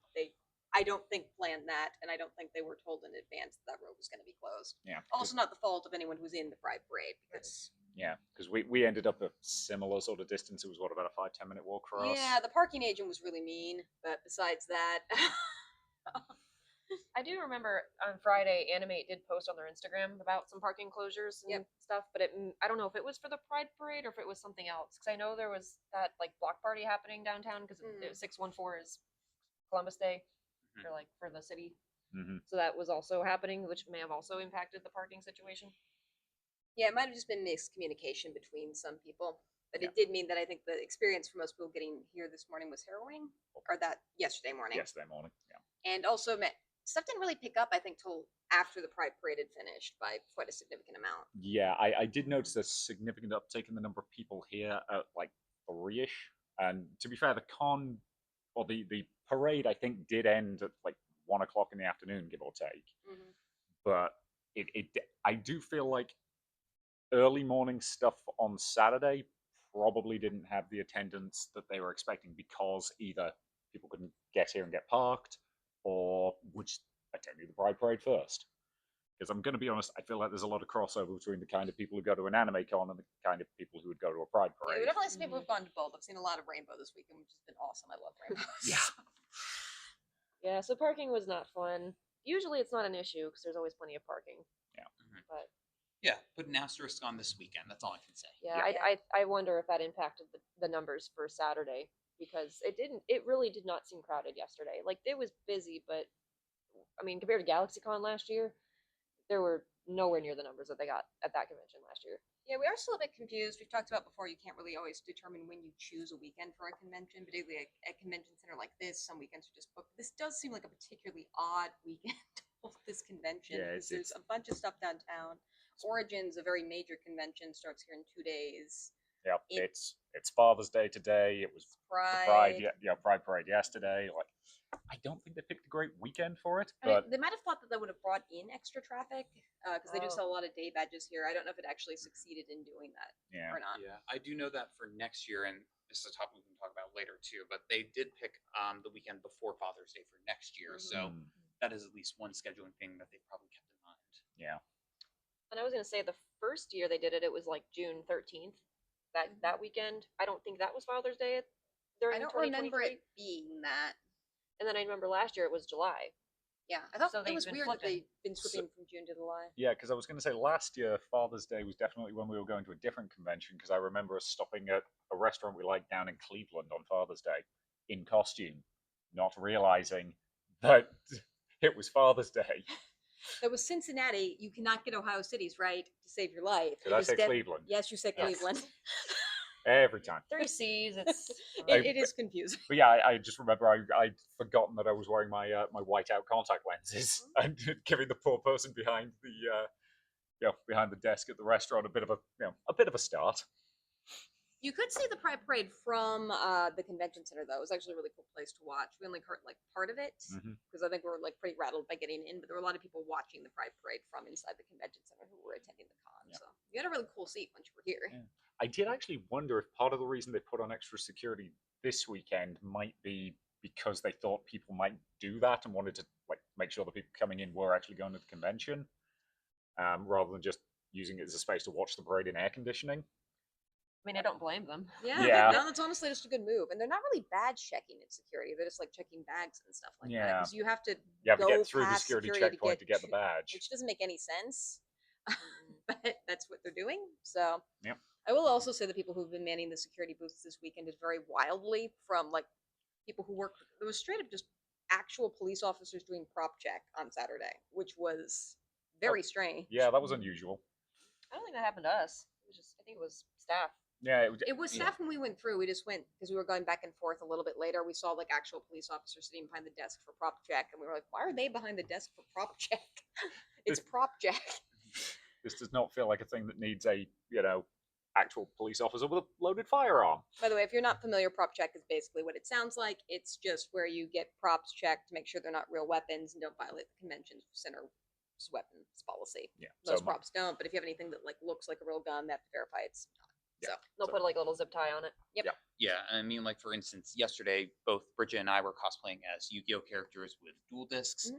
The first time we were able to get through just fine, but the second time we came back into the convention, we were asked to stop at Prop Check, and even though they couldn't find a good spot to put the zip tie on, Where do you put a zip tie on a dual disc? Mine actually had a spot at the edge on like the tip of it. It was like there was a you hole were in there. fine. Mine was just this bulky thing on my arm, and he's like, I give up. He was like, you're fine. Yeah, but eventually he came back over to security with us and pointed us out, and just like, you're good. Then proceeded to have my bag checked twice because I had my laptop in it for paneling purposes. Yeah, his bag was checked for an umbrella once. Yeah. My dress, because I normally wear hoop skirts, has metal in it, so this also pings. They sometimes have checked me. Sometimes they haven't. They asked me what I had under my dress, which is not an appropriate question to ask in most contexts. But yeah, in this case, I think it was just They did not actually make me pull up my dress to verify. Yeah, so I'm okay with you. it. Yeah, you were just like, well, it's a hoop skirt. And I'm like, okay, yeah. And it's generally been pretty chill. I do think at a con that had more numbers than this, it probably would be more cumbersome. So, and it's also just not necessary. So, yeah. How was it at GalaxyCon? Because you said they had the metal detectors there at Christmas. Yeah, they did. I'm trying to remember. We came in through a different entrance because didn't they only have like 1 or 2 metal detectors at like some of the entrances, and so they would redirect people to only go through those. I remember for us, we parked across the street at one of the hotels and had to take. It wasn't the Goodale Garage, but it was the other sort of hotel with a walk bridge, a sky bridge across the street to get in. And that's where they had one of the security checkpoints set up for us, at least. It was in a weird spot. Like it wasn't like in the area where they have the metal detectors now. It wasn't there. It was somewhere like by some stairs or something. Yeah, I believe it was closer to like the second level where they have the B meeting rooms. Okay, yeah, I forget exactly, but it was just in a weird spot. Yeah, and that was the first time I think they did metal detectors. I don't remember them ever doing it before then. Yeah, they certainly didn't do it last year at Animate. Like we got into this convention and was like, what? Weird. Yeah, it's particularly awkward at a convention like this just because they have so many different entrances and you can't put metal detectors at all. I was talking to Richard about this last night. I don't know who the metal detectors actually are. Like, did GalaxyCon just bring them? Because the convention center doesn't normally have them. We go to a lot of cons here. It feels like they might be outsourced. Yeah, because they don't look that stable. Yeah. Well, I'm guessing they had them at GalaxyCon because they had the numbers that they were thinking they need to have them. Yeah, and I feel like I maybe remember at one point that maybe one of the security lines did get closed down for maybe like an hour or two. I'm not sure if that was just for like malfunction or maybe they just had like too many people coming through it, but I think that was one thing that happened at GalaxyCon last year. Yeah, the metal detectors, those are at some cons and sometimes they're not at cons at all. It's like really hard to predict. Exactly. Not that I'm trying to do anything malicious. I repeat, I'm not doing anything malicious. But it's just I've noticed it's very unpredictable. You don't know if you're going to have to go through a metal detector or not. Which makes a difference. We were talking about this last night for things like costuming, because you're gonna I'm not gonna wear a costume that's full of metal if I know that there's gonna be a metal detector, just because it's gonna bog everything down. But if I don't know that, then I'm just like, I don't know what you want me to wear. So, do you want to talk about a little bit what you guys did on Saturday after you got to the convention? Yeah, after we figured out parking. Yeah. So I'm trying to remember. I think the first thing we did is we hit the vendors market and started to make our way over to the autograph booths because there were a few celebrities that we wanted to meet and see if we could get their autographs. We ended up not doing that because a lot of the times we would go up to a line to line up to meet somebody. They would usually have the line capped because they're going to a panel or a photo op. And this is one of the criticisms I have about cons. Some are very good about capping lines with enough heads up to allow for all the people in the line already to get through before they have to go to a panel or a photo op. Some are not, and it's annoying when you get in line and you wait 20 minutes and then they're like, oh, we have to send this person to a photo op, they'll be back in an hour, and then you're stuck. You either lose your spot in line to go do other stuff, or you have to wait an hour for them to get back. And so that personally for me, that's a pet peeve. I do like when cons are very organized about that, and so that way it's good for attendees so that we can plan our day and not essentially waste time waiting in a line that doesn't move. Or there was a situation with one of the guests where we hopped in line briefly, but then we're told like, oh, this line is actually capped for now, guys. Yeah, and that's fine. I like when they tell you that instead of just letting people get in line and then, oh hey, they have to go to a thing. Yeah, exactly. So, so we did that, and then It's interesting to hear Yeah. about that perspective because it's not one we typically get because we don't typically do celebrity autographs. But I didn't know that it was that chaotic at some cons where some don't. And I understand it might be hard to like time how long they're going to talk to people. Yeah, I think they have to kind of guess and hope that they got the right amount of people. Some do it differently too. Like some will cap the line when they know they're going, and some don't. And there's advantages to both. Like if you know you want to meet this person, if you get in line, even if they're not at their booth, at least you know you're in line and you're like saving your spot, kind of. But I personally don't like waiting in lines when they're not moving, so Yeah. I like knowing when the line's capped. And on that note, when we were in one of the panels yesterday, which was a Q&A, like somebody literally just went and stood by the question microphone before the panel even started because they had a question they wanted to ask and they were determined to be ready to go rather than wait for the call, which meant they were standing there for about an hour once you factored in before the panel started and then the host waffling for 20 minutes before they actually opened it up for audience questions. But it meant they got to ask their question. Yeah, some people are determined. Yep. And again, if there's one particular person you like really want to speak to or really want to ask a question of, like, I get it. Yeah, we've had to prioritize kind of who we want to meet just because sometimes you can't predict how long the lines are going to be for guest autographs. Like some cons, you think, oh, this person won't have a line, and then their line's like weaving through all of the tape. And then others, like you'll be like, oh, you think this person have a super long line, and then there's like nobody there.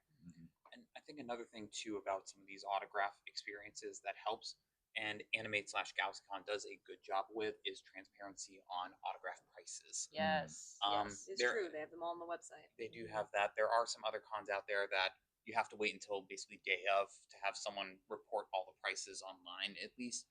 But I think these guys do a very good job and a fair job of having all the autograph pricings listed and not just like numbers, but what those numbers are for as well. Yeah. Yeah, I do appreciate that. So we can, I mean, people have to budget for this stuff. So I get it. It's nice to kind of have that transparency. Certain other big cons that we went to earlier this year don't do that Yeah, as with- easily. With some of them, you basically will not know what the price of a signature or a selfie or whatever is until you get to the table, and you can't. There's a thing on the table telling you what the prices are, but you can't see that because there's a massive wall of people between you and them, which means you don't actually know until you get up to the table. And if you budgeted like $50 for a signature and then it's 100, Like, well, and it's like I waited in this line and I now can't afford to get this person's signature, and that sucks. Celebrity pricing does tend to vary pretty wildly. I've seen some as high as like $300 for a signature before. That was a person who was very well known. I'm not going to call them out. You're allowed to set your prices, but like, it's hard because again, if you really want to see that celebrity and then you get up to your table and say that their signature is $300, it's almost like you've waited so long at that point, you might feel pressure to pay that. yeah. I have noticed that this con we've been commenting on that a little bit. There's a lot of pressure to buy stuff. Oh, I noticed that too. Yeah, like every panel has at some point uttered the phrase, "Who spent all their money in the vendors hall?" Or go spend more money in the vendors hall. I'm just like, I don't. In this economy? I bought myself a Blue Lantern core ring. What more do you want? Yep. Yeah, well, I was gonna mention especially with the vendors hall and all that, and I'm gonna sound like an old fart here, but back in my day, when I get into cons before the pandemic, usually the rule with autographs was if you bought a badge, you got one autograph for free if you bring your own item. And if you bought anything else, it was extra. And even if you bought extra, it was maybe like $10-20 extra because they'd have prints and stuff. But I remember I had a journal that I would get autographs in just as like a collection just of autographs from different cons and stuff. And it was actually really nice because most people were like super chill, like they were happy to meet fans. And now not just this convention, but in general, I think it's now turned into a monetization scheme and everyone just flips their autographs online. So that's why a lot of guests, I think, charge more now. What's the old joke? Make it out to eBay? That's a popular name today. Yeah, it's unfortunate, but it hurts the fans.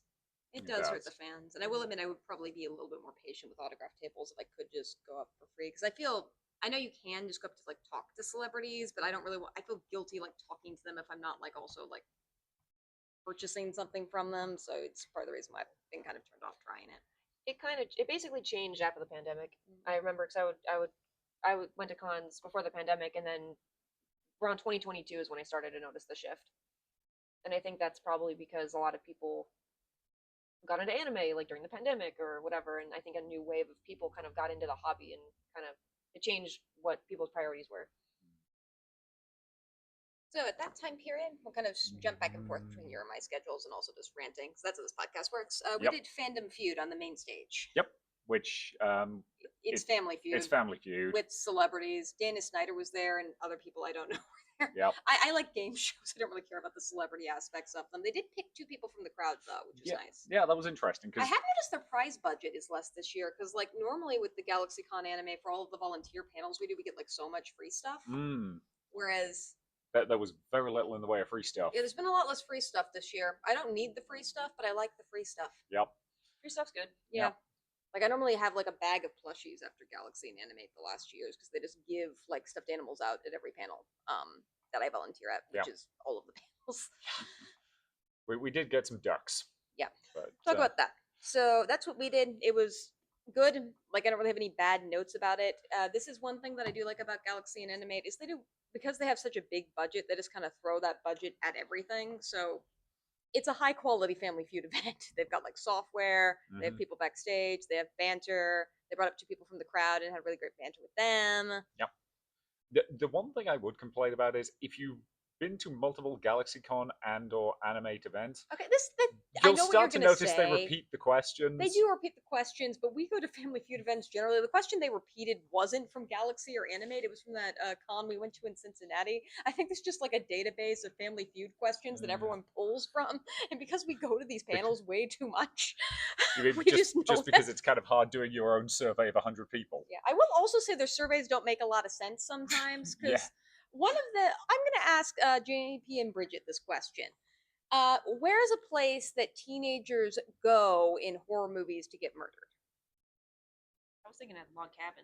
Log Cabin was the number one that answer. was the one answer. Keep going. I was gonna say cemetery. That was actually the number 2 answer. Yeah, Good job. We're Yes, gonna we be great. good at this game. Yeah. Yep. But after those 2 answers, no one could get anything on the board. Those happened. Yep. And then, what was the back half of the board? It was like, So there was some arguments because somebody was like, their own home, and that got X'd out. And then like half the the remaining bottom board answers was were like the basement, your closet, a bedroom. the shower, and it's like all of the. None of If those you are needed but- more but- specific than your house, fair enough, but But call it as more specific but also like that's not a place you go. That's just a place you are. when you Like get no murdered. one goes to their bedroom. How is You're in Asylum there. not on that list? Anyway, this isn't the Family Feud rant podcast. Just abandoned blank. That got X'd out. No. Abandoned building was Really? was Yeah, something no, somebody those guessed, and are- that was not on the board. It helped because the audience was booing how bad the survey was at some point. So yeah. Which again, the hosts did at least know how to play into it. Like booing the board in Family Feud when it's just like, why is that up there? Is valid. So what did you guys do after you got celebrity autographs? So we had your panel first. That is right. So at about 1:45, I ran a panel looking at the brief history of Kazuki Takahashi, the creator of Yu-Gi-Oh! Duel Monsters, and talked a little bit about how he created Yu-Gi-Oh!, how it turned into the manga, the card game, the anime, and movies that we know and love today. I've presented this panel a few other times, once at Anime Boston and once at Colossal Con. And I had a small turnout, and people seemed to enjoy it, although the crowd was a little bit quieter than the past 2 times I've presented it. But we had a lot of fun just sort of talking about the show, since it was the first anime I was ever introduced to, and still have some of my shiny cardboard from back in the day. Yeah, I've gotten the sense that you guys are pretty big Yu-Gi-Oh fans. I may have been patient zero, so to speak, and now Bridge is a fan who cosplays my Valentine very frequently. I'm a fan now. I knew of the show and I remember it when I was a kid. I never watched it, but I know I saw it on TV. And we just finished season 5 of the anime like a month ago, maybe a month About a ago. month ago, and now we're about 10 episodes deep into Yu-Gi-Oh! GX. So we'll see if I can get through that. But I Yeah. like it. I have not yet managed to like infect you with my love of various nonsense because you're very resistant to it. You're very good at that. Yeah, we keep talking about trading that one back and forth. So Mhm. I will say I watched Yu-Gi-Oh as a kid. I also like watched it like I think during college. So I've seen it. It gets pretty weird. I don't know if I could stomach it again as an adult. It's not bad. It's definitely something that's great for what it is. You just have to be in the right headspace to watch it. But it seems to have a very popular and loyal fan base. It does have a good popular, I would say, especially the first three variations of Yu-Gi-Oh! Duel Monsters GX and 5Ds. Before the motorbikes. I would say the motorbikes is the cap at least. It's and the then- cutoff. I was going to say half of what I know comes from Yu-Gi-Oh! Abridged, and the other half is just people yelling card games on motorcycles. So Yep, exactly. And I frequently get asked, pot of greed, what does that card do again? And so I have to break out my pencil and show them how it draws 2 cards. Anyways, yeah, it's very much been like one of the core shows I grew up with, much like with Bridge, how Sailor Moon was for you at least. Yep, that was my equivalent to Yu-Gi-Oh for him. That was I did do a panel on that, not at Animate, but I did a panel on that. So maybe Animate 2026. I'll do that. I'll do a Sailor Moon panel Maybe. at Animate. I think that would be really popular. Like I would probably go to that. I think I did a good job putting it together, but yeah, it got a good draw at Anime Boston when I did present it. So, but this is not an Anime Boston podcast. Yes. again, every so often I come up with like panel ideas. Like I really want to do a panel at an anime con about Starfleet, which is a puppet anime that nobody in is America. it a puppet anime that no one in America knows about? Have you mentioned this like every day for the past week? I really want to do it, but again, nobody's heard of it because it was the British that dubbed it.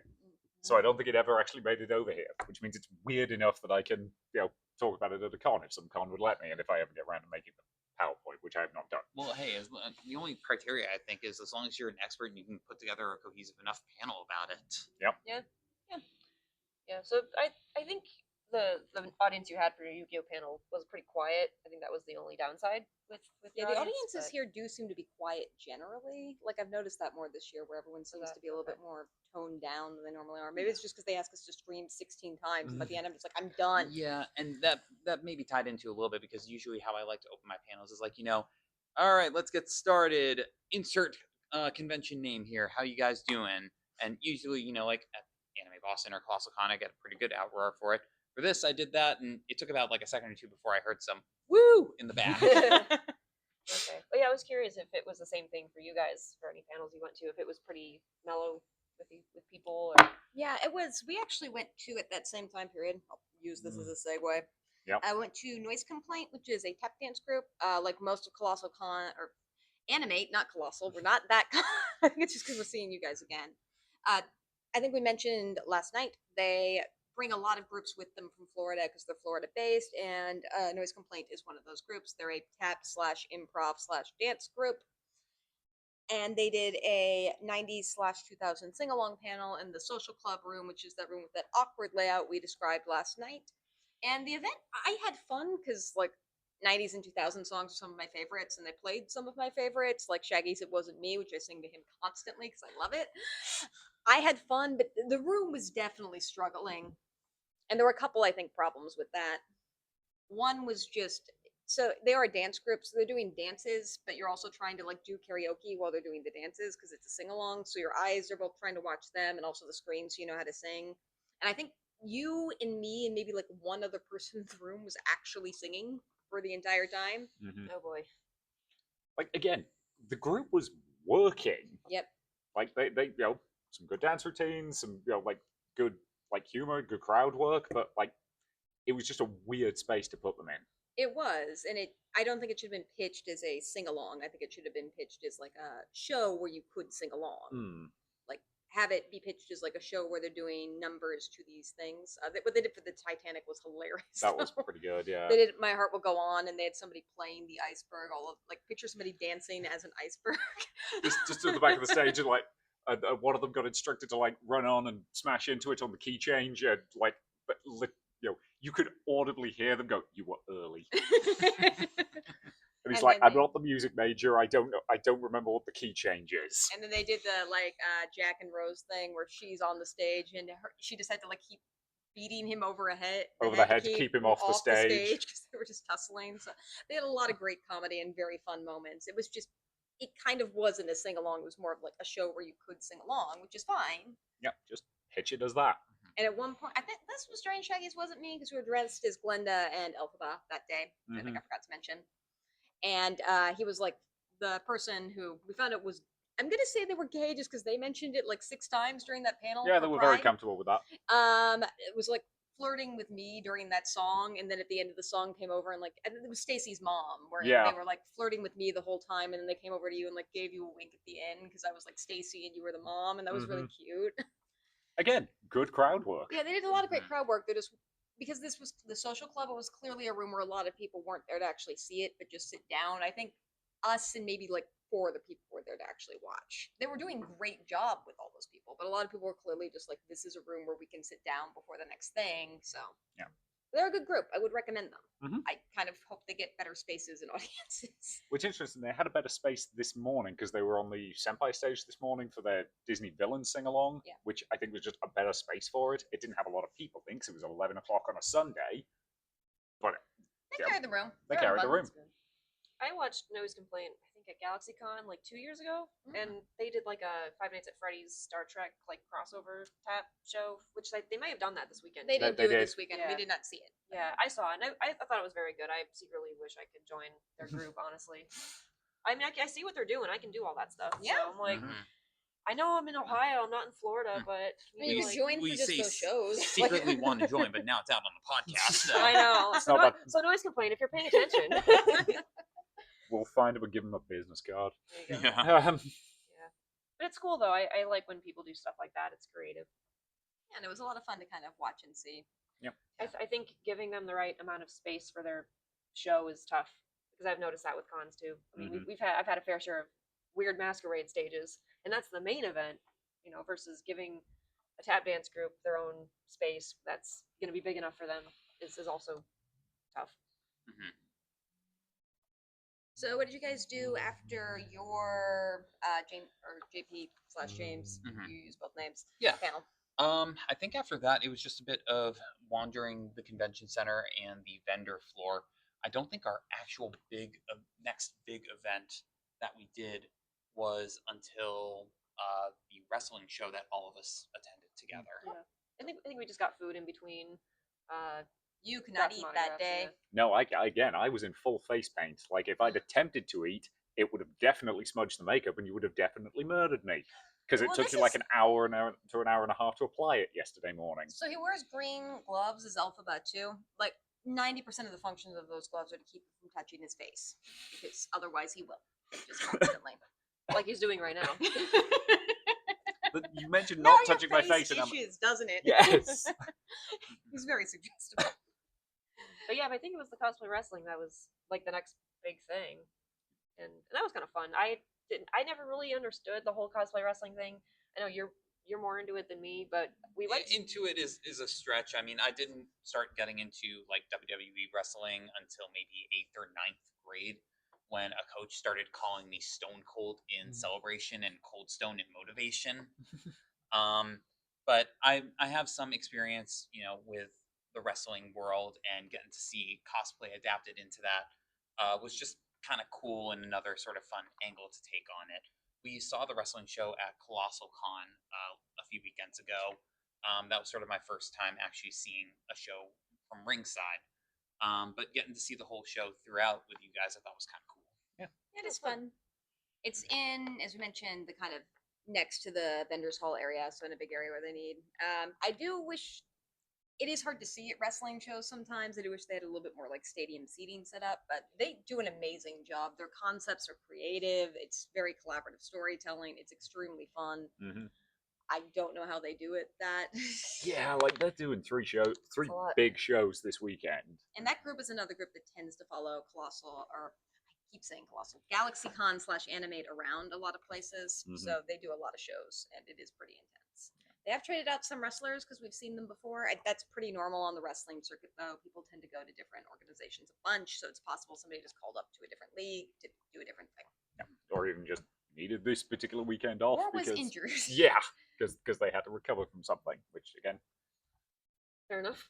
yep, one of the hazards. But yeah, did we do anything between those two things? We definitely did. So Yeah. we did two Q&A panels. Mm-hmm. So we did the Q&A with the person whose name I totally remember, Roger Roger Craig Craig Smith. Smith, on the main stage. Which we're going to be honest, we mostly went into that because you kind of wanted to do the Will Friedle Q&A that was after that, and it just kind of made sense to go in, sit down, get a decent seat, and So I want to hang out emphasize for these both. weren't overcrowded rooms. I wasn't taking away a seat from No. anyone who wanted to be there. And I do really appreciate that Galaxy, Con, and Animate let you just kind of walk into rooms and out of rooms when you want. It's way easier and less pressurizing, and doesn't mean you have to like line up for an hour to play Pictionary. We have seen that happen at some conventions, yes. But yeah, It and was again, very cute. He's a Sonic voice actor. That seemed to be what most of the people in the panel were interested in. Some were more interested in his video game stuff, but there were a lot of kids that were really interested in Sonic. He made a lot of fart jokes. he did make a lot of fart noises towards the end, but It made the kids giggle. Yeah. So. and that's valid. Like That's again, cute. he was working the room well. And he tried to answer every question, which I thought was really cool. And then we saw Will Friedle, just because I listened to the Pod Meets World podcast. So that's how I know him. You know him, I think, from his voice work as Terry McGinnis. Yep, mostly Batman Beyond. And this was, I think, good. I like the audience questions. We don't tend to ask questions in these panels, but I like watching celebrities interact with their fans. It just warms my heart to see those connections. So that's why I like Q&A panels. And this one, that host talked for half the panel, though, and that annoys me. Yeah, like when there's very obviously a line forming at the microphone, like a couple of questions to like warm up the guest and get things flowing, and then turn over to the audience questions is my preferred method of doing it. Whereas again, this host talked, for a good solid 20-25 minutes before they turned it over, and that did mean that the last few people in line had to get like lightning round with short answers to their questions. They did get to everyone in line. They did. And it wasn't that long a line. But even so, it's just like, just let the fans talk to the person they want to talk to. It's a Q&A panel. It's not a... Because it was also very clear that the questions were like targeted to like help this person promote stuff, which if they want to promote it, fine, but don't just continue to ask questions. So tell me about your new upcoming movie. What's that like? Is just... Yep. Like, we know what you're trying to do here. Yep. They're not subtle with it. Just like you said about the whole, like, everyone go spend money in the vendor hall. That does happen a lot. Yeah. So after that, I think we met up with you guys and we did the wrestling, which was super, super fun. Oh, actually, we briefly did go into the Misty Goblin Madness panel, which was actually a really good panel. We were not feeling it, which was not that panelist's fault. Yeah. So this was collaborative D&D as a panel. Yep, which was basically the audience was playing a horde of goblins, and they made the mistake of letting the audience name the goblin group. You can guess what the joke name was that won. Can you? I can't. I could. Can you say it on this podcast?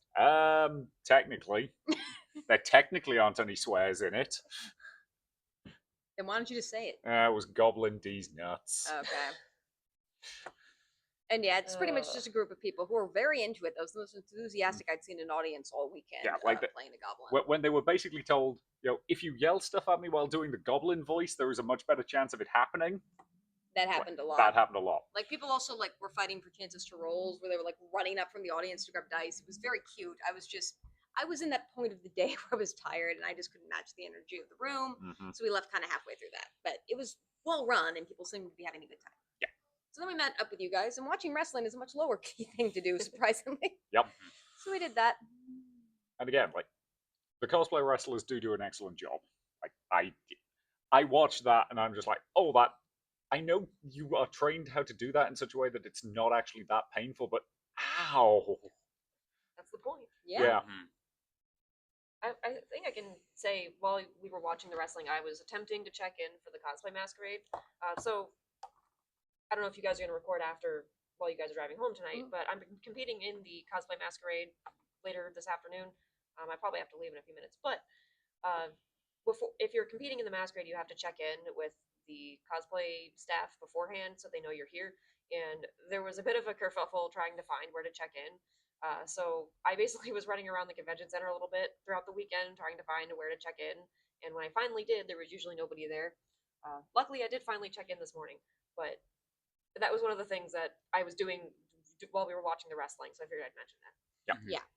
And it is something for which you probably should just have a check-in desk, or even just check in online or something. Like I know they want to make sure you're physically here, so a lot of contests will have this where you have to like both sign up online, then check in either day of or weekend of, just to make sure you're physically actually like there and not like a no-show. Which makes a certain amount of sense because sometimes they give spots to people later. Waitlisted people. It's also worth noting that at some conventions, like at Colossal Con a couple of weeks ago, because they clear the space beforehand, but they want the people participating to get in, once you check in, they will frequently like give you a little something to add to your badge, so you can flash it at them, and people will let you into a room. Yeah. Here, then they don't really care. I think you could just probably say that you were like they would notice once you were back there that you weren't. Yeah. Yep. Yeah, this one's a little bit different. You do have to check in, but and there is a cosplay table like info booth by like the family zone, I think, in the vendors hall, and that's Mhm. where you check in. But like I said, I went there 2 or 3 times and no one was there. So Yeah. And then at one point I was told to go to another room, and there was no one in there either. So Yeah, I was confused as to why you even went to that room because it didn't make any sense whatsoever. no, I think the room had masquerade prejudging for the craftsmanship people that was on Saturday, but by that point the prejudging had already been finished, so So there was everybody nothing left. happening. Yeah. So the reason I had to go there was they had a sign up saying go to that room for check-in. Mhm. It almost feels like they're luring you to a place. It's just like go here for masquerade check. Yeah. What was that Actually, earlier now in the you have to podcast buy a bunch about going to get murdered? Masquerade check-in rooms. Uh, So after that, I think you guys had your Ruby panel, right? Yep. Yeah, so that was our first time doing that panel. I submitted it because it was kind of a panel I wanted to do for a while, but I never actually put it together. So if there's any Ruby fans that listen to this podcast, JP is the reason I'm a fan. He's the one who's always getting me into stuff. But if you're not familiar with Ruby, it's very much like a Harry Potter-esque plus fairy tales kind of Western animated show. Think if Harry Potter and what was the other show that you mentioned? Oh, Harry Potter and X-Men, like the school. Think if they had a love child that was done in Western animation style, and that love child was inspired by the Grimm's fairy tales. yeah, so a lot of the characters and plot points in the show basically are inspired by mythologies and fairy tales. And so we did a panel kind of analyzing the characters in the show and how they relate to the different fairy tales that they're inspired by. Yeah, it was interesting in the sense that we actually ran out of time before we could cover all of the topics, but we still had many people coming up afterwards to talk with us after the fact. Yeah, I was very impressed with the fact that it was 8:15 at night when we hosted it. We had, I think, maybe 20 people show up, and they were all seemed very engaged. They loved what we talked about and a couple questions, I think. So that was actually really nice. yeah, because you guys were directly opposite from the cosplay convention time-wise, because we ended up Cosplay going to that. contest. Sorry, Yeah, what did I yeah, say? contest. You said convention. Oh, It's fine. I misspeak all the time. Yeah. But this is what I just love about cons is like, and I think what is so great about panels in particular is like it's just a group of people who all really like a thing in a room together, and that just can create such awesome positive energy. Yeah, I felt very positive, like when we kind of finished, Yes. which is funny because we had asked the audience before we started if they had seen the most recent season of the series, which because it came out maybe 2 years ago, but not everyone has seen it, and so we wanted to make sure we didn't spoil anything. But there was one character we talked about. I won't say which character for spoilers if anyone's a fan on the podcast, but we showed a scene that is very traumatizing for fans of the character. But it was one of those instances where I had to show it because it was like a good example of the stuff that they're inspired by. But that got a good reaction out of people. Yeah, it seemed to be that everyone was very much in the know about some of the characters, the inspirations that were in, and it made for some pretty good discussion points where we would be explaining something, or maybe they would share a good fun fact about that character or the creation of it. And it made for some good engagement with our audience. So I actually learned some new stuff too. Yeah. As a result. That is really awesome, and yeah, it looked Yeah. really attended. It was cute to see people like because we caught the back of that because we were at the cosplay contest. We saw a bunch of people coming up to you afterwards, and it was just really awesome to see. Yeah, I do appreciate that. The fact that they are willing to come up to us after to chat or ask a question. So we'll probably do the panel again sometime. Plus, we did the work, so Yeah, Yep, might as well might- get might it as well done reuse again. it. we're gonna do it again. Do it again. So yeah, we were at the costume contest while it Yep. was happening. I don't even know how to review these. I- They're so I- simpler. yeah. So again, standard setup. About 50 entries. Walk across stage. Present your costume. Go over, and this will have been prejudged. So people will have gone into a room at the convention center. The the judges will have like looked at the nitty gritty. Asked them how they made it. At the higher levels, you have to like present a book of how you made the costume, of like work in progress photos and things like that. And then Get a wide range of judges. Normally, you just get 3 people who sew. They had 3 judges who all did different type of craftsmanship work, which was nice. And one person who was, I want to be very clear, they were Indian. But they were also making themselves a stereotype of an Indian person. Their last name was Tiki Masala for their cosplay name. It was That was a choice. they are Indian. They're allowed to make that choice as somebody who is Indian. But it was just Yeah. it was a bit weird to watch it. The other thing I will say is I found it very interesting that when they were talking about their judges, and it's pretty normal to introduce your judges and hype them up a little bit and talk about their experience. One of the things that all three of them had that was focused on was this person has worked with Blizzard, this person has worked with like all these major companies, and it seemed to be that was part of the reason they were chosen was they were quote unquote industry professionals rather than necessarily being just fans who are really good at costuming. Yeah, which is interesting. And GalaxyCon slash Animate does give out a lot of awards, and they did give out a lot of awards, which I like that a lot of people get awards. I'm not there judging construction. I can't see what they're judging, so I don't really have any thoughts on who won. I don't even know. Oh yeah, I do remember who won, but it's not. Yeah. Yeah. But the other thing we do want to talk about with regards to this convention, this competition is it's very, very common that everybody will walk across stage and then the judges have to go backstage to discuss stuff. Which makes sense for performance, like what Bridget slash pop culture choreography does, because they've just seen the performance then and have to judge it. Yeah. For construction, they in theory should already know who's won by the time they're walking across the stage because they've seen everybody and they've already judged them. Occasionally, you'll have a extra 10% boost for how they walked across the stage, but for the most part, they should already know the awards. Yeah, so it's weird that weird to me that they need extra time to judge. Yeah, where so in this one they did have a halftime show, which pop culture choreography, by the way, is going to be the halftime act at MissouriCon this year, right? Yeah, as assuming everything goes according to plan. Yes. Yeah. Sweet. But so the halftime show at this was a magician. Yes, who was on America's Got Talent. I saw him on America's Got Talent because I remember seeing him as a child on America's Got Talent. Do you want to talk about this? You want to talk about we weren't fans, I think is the best way to describe it. So the thing about magicians is you do need a certain We should maybe fast forward this because Yeah, I know yeah. they have to go. Yeah, soon. you do need to go Bridget's to get gotta checked check in for Masquerade, so So it was just.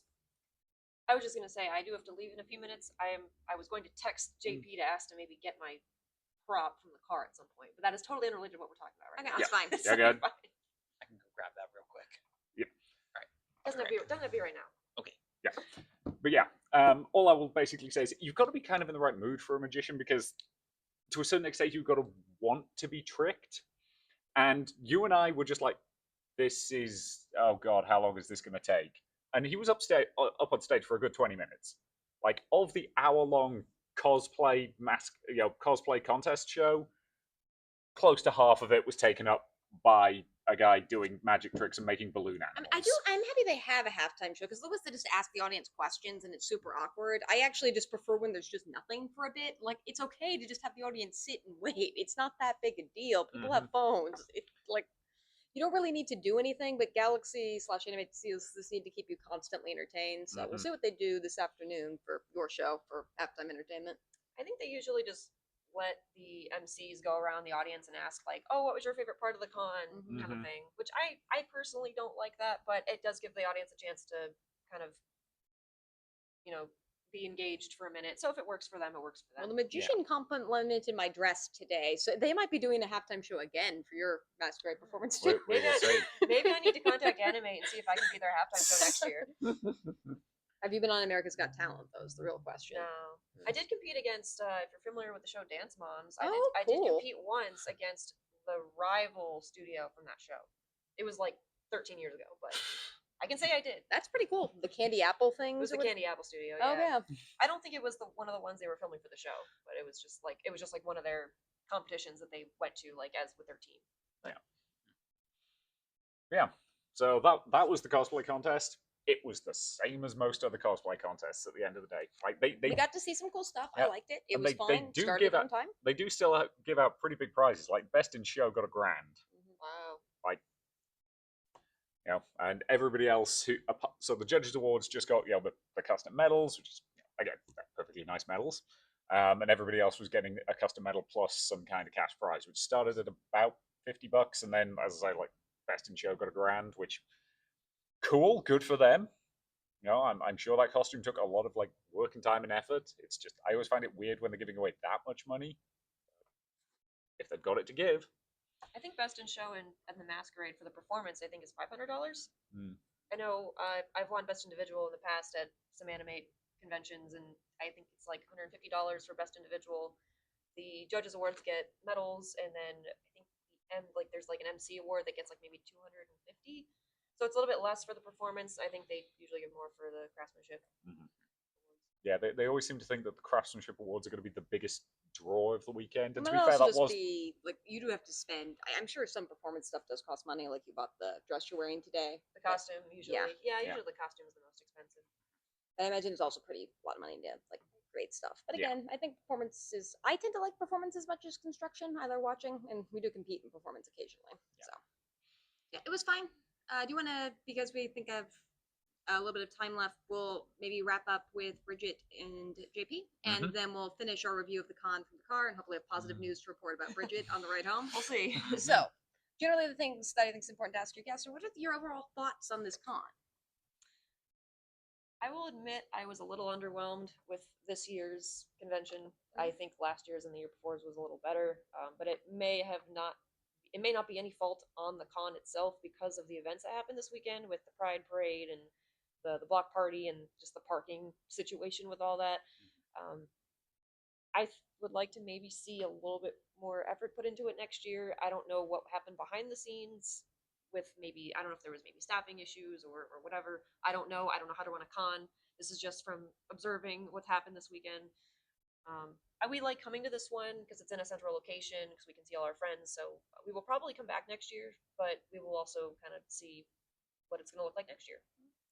Yeah, I'm interested to see because this has been their third year. Their first year, I know, didn't get the numbers that they wanted. Their second year seemed to be mostly good. Like, I liked it. It seemed like it was growing at a reasonable rate.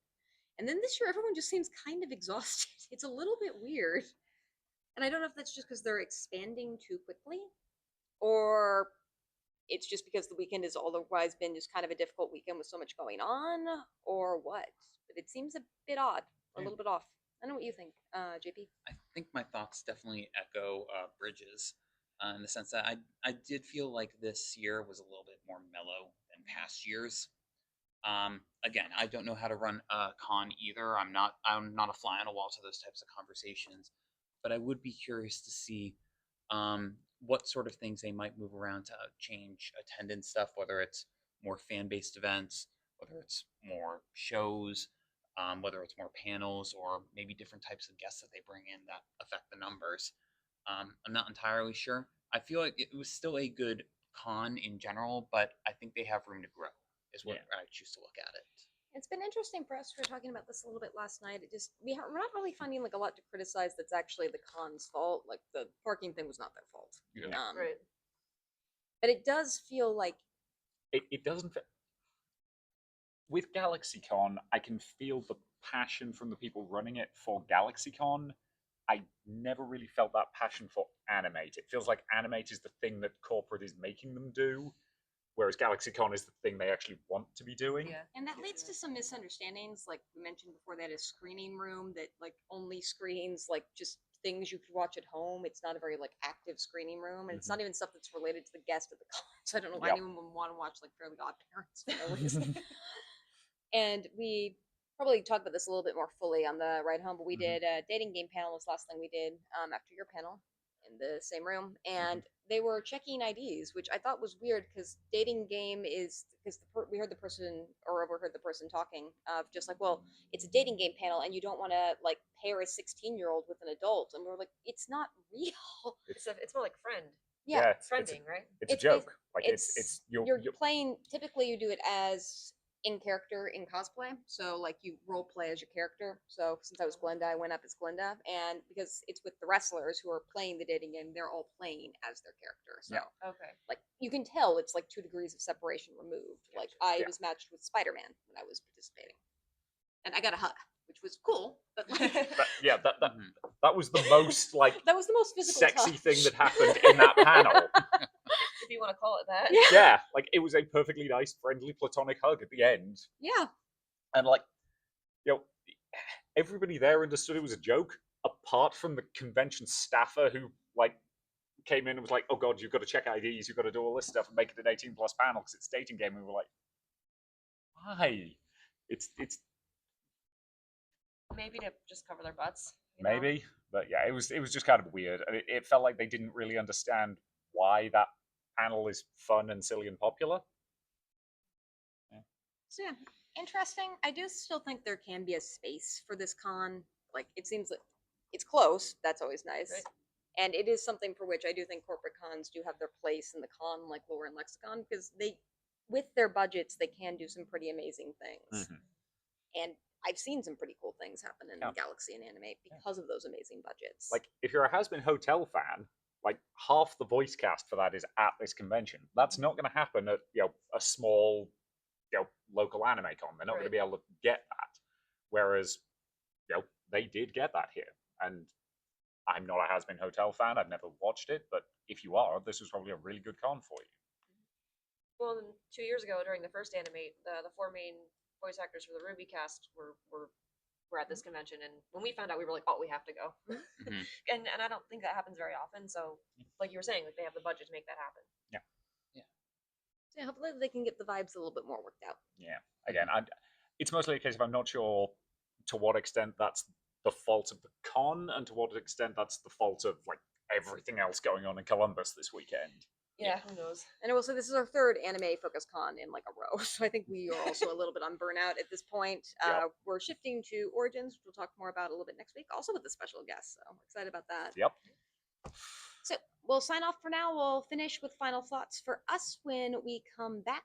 Yep. Probably at the end of the day, so Yep. like a couple hours for us and 0 time for anyone who's listening to this. Yep. So we'd like to thank Bridget and JP for joining us today. It's awesome to get you guys on the podcast. Thank you guys for having us. Yeah, that's great. I'm glad we got to finally do this. And we will be back momentarily for all our listeners, all 2 of you. And we are back. We're back, and this episode's already 2 hours long, so we're going to try to be brief. Yep. We're going to Emphasis on try. I mean, we didn't do that much today, to be honest. We didn't. I think we want to sort of briefly finish talking about that last panel we were in on Saturday, and then we'll talk Sunday. Yes, so Bridget and James are no longer with us in the sense that they're no longer in a conversation with us. Not they're dead. I had to phrase it that way. How would you phrase it? They're currently driving back to their home, which is further away than ours. Why And you didn't even need to mention the second part of that? Yeah, We're doing great on keeping this under 30 minutes. yeah, it's fine. And we didn't want to kidnap them and put them in the back of our car to continue the podcast. I mean, We're doing that with a different friend next week. It's fine. in 2 days, actually. Oh, God. Why is Origins this soon? Anyway. See, as we were saying, the dating game panel last night was well run. The host was the wrestling group Seamstress. Yes, and this Who was was done by dressed the as Harley wrestling Quinn. group. I don't know if we mentioned that. Who was dressed as Harley Quinn, and she clearly just likes running this panel Mhm. because it's silly. Harley Quinn makeup was also amazing. She did a great job. For reference, it was the full original Jester look Harley Quinn rather than any of the newer versions, Mhm. which is a really good look. I like it. It's an iconic look. But as I was saying, because the wrestlers all know their characters pretty well, it's relatively easy for them to play them as part of the dating game, where they you have a contestant come up, they sit at the front, then 3 of the wrestlers come in as the people who are dating, and they go that way. Which is interesting, because when we saw it with the burlesque show, they did it the other way round, where the burlesque dancer was the one who people were competing to date. So I've seen both formats now, and I think both work absolutely fine. Yeah. But again, the thing that really bemused us about this was it's very clear the con staff think that when you do the dating game at a con, you're actually trying to get people to hook up. Yeah, which is not how I've ever seen it played. The only place we've seen it played that way was, I think, at GalaxyCon the previous year, where it was a plus 18 panel where it was dating. But every other time I've seen it, it's clearly a joke. Mostly your characters are pretending to date. That's all it is. It's just a very silly game. and you ask like questions in character about characters. Like again, when you did it with the burlesque dancers a couple of weeks ago, one of them was dressed as Yennefer. I told you about the unicorn thing. And I was still dressed as Barbie, so I role-played it as Barbie, because why not? This time I role-played it a little bit as Glenda. We were kind of sort of ourselves, but it was very loosey-goosey. Yep. And I chose Spider-Man, because he was into bondage, so yay! Comedy. And I got a hug. The And- hug was nice. Yeah, the hug was nice. Again, like that. It was a hug. It was a hug. Like, it was a perfectly friendly hug. Yep. And I think that was the most like physical interaction there was between anybody like for that entire panel. So the fact that the con staff seemed to be like concerned that it actually needed to be an 18+ panel in case anybody was actually no, nobody in the audience thought they were actually going to end up going on a date with one of the wrestlers. Mm-hmm. Like again, we did this panel with them last year at I think was it Animate or was it GalaxyCon? I don't remember. Probably both, honestly. Yeah, but one of them, like again, you participated again because you liked this particular panel, Mm-hmm. and Captain Kirk got salty that you didn't pick him because it's Captain Kirk, and that was funny. Yeah. When we went to watch the actual wrestling show later, he threw a tribble at you and said you should have picked me. We've still got that tribble. Well, he also did that, and then he beat up somebody because this was one of the sections where they were came out into the audience, and he beat up somebody in the chair next to me while shouting, "You should have picked me for your date." It was hilarious. It was great. Like again, they're a group that knows how to play to the crowd, and it that to me really typified the fact that the high level staff of this con don't understand anime cons at all. Like they can go through the motions of this is the stuff that an anime con is supposed to have, but I'm not convinced they know why it has it and why it's fun. Yeah. And it still feels pretty corporate. Yeah. Sorry, I've definitely hit the con fatigue at this point. Mm-hmm. So, should we talk about Sunday? Because Yes. for the record, after that panel, we went home. It did end early. I think the person who was doing it had something else they had to go or be at. Plus, I think they only had 9 wrestlers back there. Yeah, so they kind of abbreviated it a bit. But, I was fine with that. I'll admit, I kind of like going up a lot. So I enjoyed that part. And I enjoyed watching as well. So, but the Harley Quinn complimented us afterwards on us and how cool we are. So that was nice. Yeah. And then for Sunday, we really only did 2 things. We went to the noise complaint Disney sing-along this time, which they did hold in an actual auditorium style room with the stage. This was on the Senpai stage, which is their mini. It's not the main stage; it's the smaller one. But hey, it was about the right size for them, and it was still a relatively quiet room because this was 11 a.m. on a Sunday. Yeah, and I've mentioned this before. I'm going to say it for the 20th time. If you get because in that somebody came on stage, they asked how everyone was doing. They got a good scream, picture as strong as a room of 6 people could scream. That's the level of scream that they got. They should have been happy with that level of scream because that was the best scream they were going to get. Yep. Don't continue to pad the audience for screams. Just do one and then move on. We were already amped to be there. We were at a panel at 11 a.m. on a Sunday. We're obviously wanting to be there. Yep. Yeah, we should mention we didn't have any parking problems on Sunday. Yes. And brief note about costumes. Today it is Van Gogh, so I have red makeup on my ear and a hat. That's the extent of the costume. And I'm Starry Night, because why not? A giant ass ball gown with a print of Starry Night on it. Which is a little bit hard to make out, but it's still fun. You got a lot of compliments I did get a lot of compliments today. Less pictures, but I was dressed as less well-known stuff. But a lot of compliments, a lot of kids to wave at, so that was fun. That was fun. But yeah, so the noise complaint panel was a pretty good Disney sing-along. This one was theoretically Disney villain songs. They kind of went a little bit loose with their interpretation of villain. Yeah, some of them I think you can make an ethical argument for, including You're Welcome from Moana. You can actually make an argument that Maui is kind of the villain of that story. They ended with I'll Make a Man Out of You, which is not a villain song, but they were just it's the best Disney song and everyone loves it, so we're going to sing it at the end. And I'm honestly fine with that, because it kind of is. For a sing-along, I'll Make a Man Out of You just is the best Disney song. It might not be the best, technically, or favorite, but it's the best to sing along in a group of people. Yeah, it is. It's designed to be sung by a group. Yeah. Yeah, whereas a lot of Disney songs are solos or duets.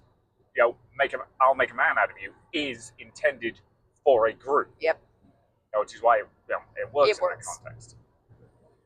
And they did their normal acting and dancing, and they a little bit less energy than in the other panel, like in terms of choreographed dancing. Not that I blame them for that. It's still a lot of fun. Yeah. And again, they had some good stuff. They did not include the best villain song. Hellfire. The best villain song is Hellfire, and I'm unapologetic on that. It'd be hard to like pantomime that one since they do have to be naked and dancing in flames, though. The flame is wearing clothes because they added extra clothes because the censors were just like, is that figure in the fire naked? And it's like, it's made of fire. So they had to like go in and reanimate it to make it clearer that the figure of the flames was wearing clothes. It's great. I love that bit of trivia. But no, again, it was a fun panel. The audience got into it, by which I mean you and I got into it, and I couldn't tell if anybody else was singing because there was like 10 of us in the room. That's not entirely fair. By the end, there was probably about 20 or 30 people in that room.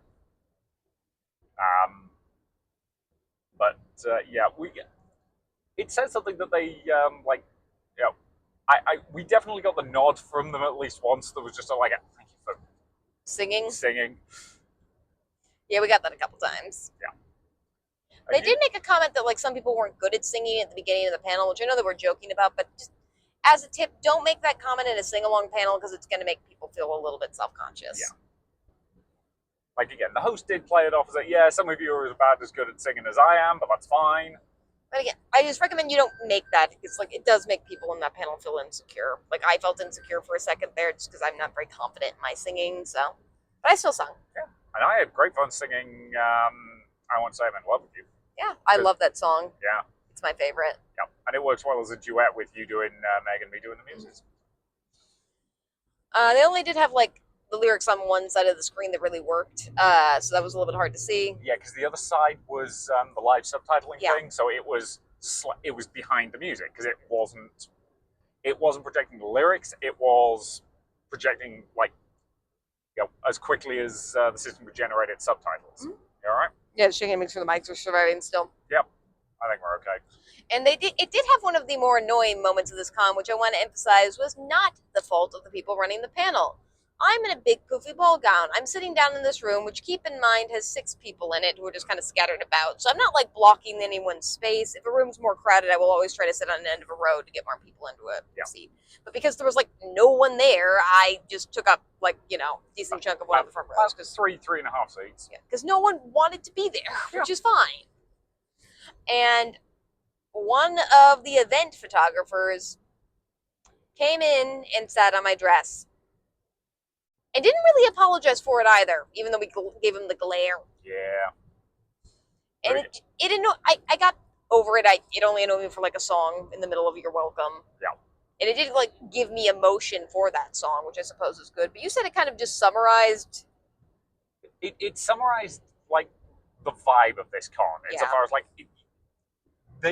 they have taken so many pictures for their social media this weekend. Like, it's very clear that is a big focus of what they were doing. Well, it's also like they were taking like dozens upon dozens of pictures of an event that was also being recorded on film. And I'm just like, you don't need this many pictures of this event. Like, get 1 or 2 photos and that's it. And a different guy came in and did the same thing later. He sat on the other side of the room, so he didn't sit in your dress, but... Yeah, because like the performer also accidentally like for a bit was sitting on my dress at one point. I didn't mind that because it was like clearly for a bit and like he was careful about it. Yeah. The photographer who didn't even notice, like I can't remember which song that was. But, which one? When they came out, that was Frozen. Let It Go. And it was like 2 people competing to be Elsa and pretending to be divas. It was a funny bit, so they were like sitting in chairs in the audience. Yeah. And again, like he noticed the dress was there and was very careful to sit further on the edge of the seat so he didn't sit on it. And then he sprang back up. Yep. Which again, like we do want to credit Noise Complaint. They, I think, have been doing a good job this weekend. It's mostly just I feel like they've been kind of screwed over in a bunch of ways. Yeah. And they haven't gotten, I think, the audience numbers that would be, I think, ideal for them. So I hope that they get more audience numbers because I have liked all their stuff. Yeah. So other than that, we podcasted with Bridget and James earlier, as you heard, and then we went to the masquerade. Yep. We did technically catch the back half of the match game panel, which was a panel I kind of wanted to go to because it's a game show panel, but I don't know if it's worth describing what that even was, so let's maybe just move on. Yep. It was fine. It seemed funny. Yep. It was another celebrities interacting with audience panel, which I actually do really like panels that they allow celebrities to interact with audience members, because I would much rather play a game with my favorite celebrity than just like meet them at a table. Mm-hmm. Yeah, we did do a little bit of very light shopping at the vendors hall. I bought myself a thing, which I think I did. I can't remember if I mentioned it, but yeah, I bought myself a blue lantern ring. It was like $20. That is his lantern core. It is my lantern I core. don't know what my lantern core is. Don't Good say question. rage. No, I would not say rage. It probably is will. Like, it's the boring one, but That's you are... the boring one. Yeah, I know. Sorry. What's But- the lantern core that has all the dogs? There's only one lantern dog, and that is a blue lantern. So your lantern core gets the dogs. Mm-hmm. Yeah, but here's the thing. Like, blue lantern core, Hope, is basically useless without a green lantern nearby. So me being Oh Hope my- and you being willpower actually You kind are of sums so up our annoying. relationship. But blue lanterns make green lanterns so much stronger by their presence. It's great. You are so annoying. Yeah, but you can't deny that sums up our vibe. Uh-huh. Talk about the masquerade. So yeah. So again, we got the tail end of the match game panel, but mostly we were there to watch Bridget compete in the masquerade. So, Galaxy Con Industries, like some other masquerades, masquerades vary a lot in terms of number of contestants or competitors that they have in them. Anywhere from like 5. Like I have seen some cons just cap it at 5 to 50. 50 is the highest number we've seen. Yeah, and there's definitely kind of a happy medium there. I do think, I was talking to Bridget a little bit about this, I do think I am starting to prefer them separating construction from masquerade, just because you can have more performances if you do that. Yeah. And I do think it depends on the size of the con. Yeah. You know, like a small con where you only get like 4 or 5 entrants to the masquerade, yeah, you don't want that being its own separate Yeah, show. that's fine. Integrating Combine that those. with construction, fine. But if you want to have like 50 entrants to your masquerade, because I think this had 30-ish entrants, and I think 30. it was a little bit borderline for me. I was getting a little bit bored at the end. I think that's a good number to have. I think 50 might be overdoing it a bit. I mean, to be fair, our favorite masquerade experience was Tekka, which had 50, but that might also be because we were competing in that, and we were what, like 35-ish on that bill? Yeah. We still had fun doing it, though, but it did did. take pretty much the entire Saturday to do. Yeah, because they did a full-up rehearsal, and Yeah.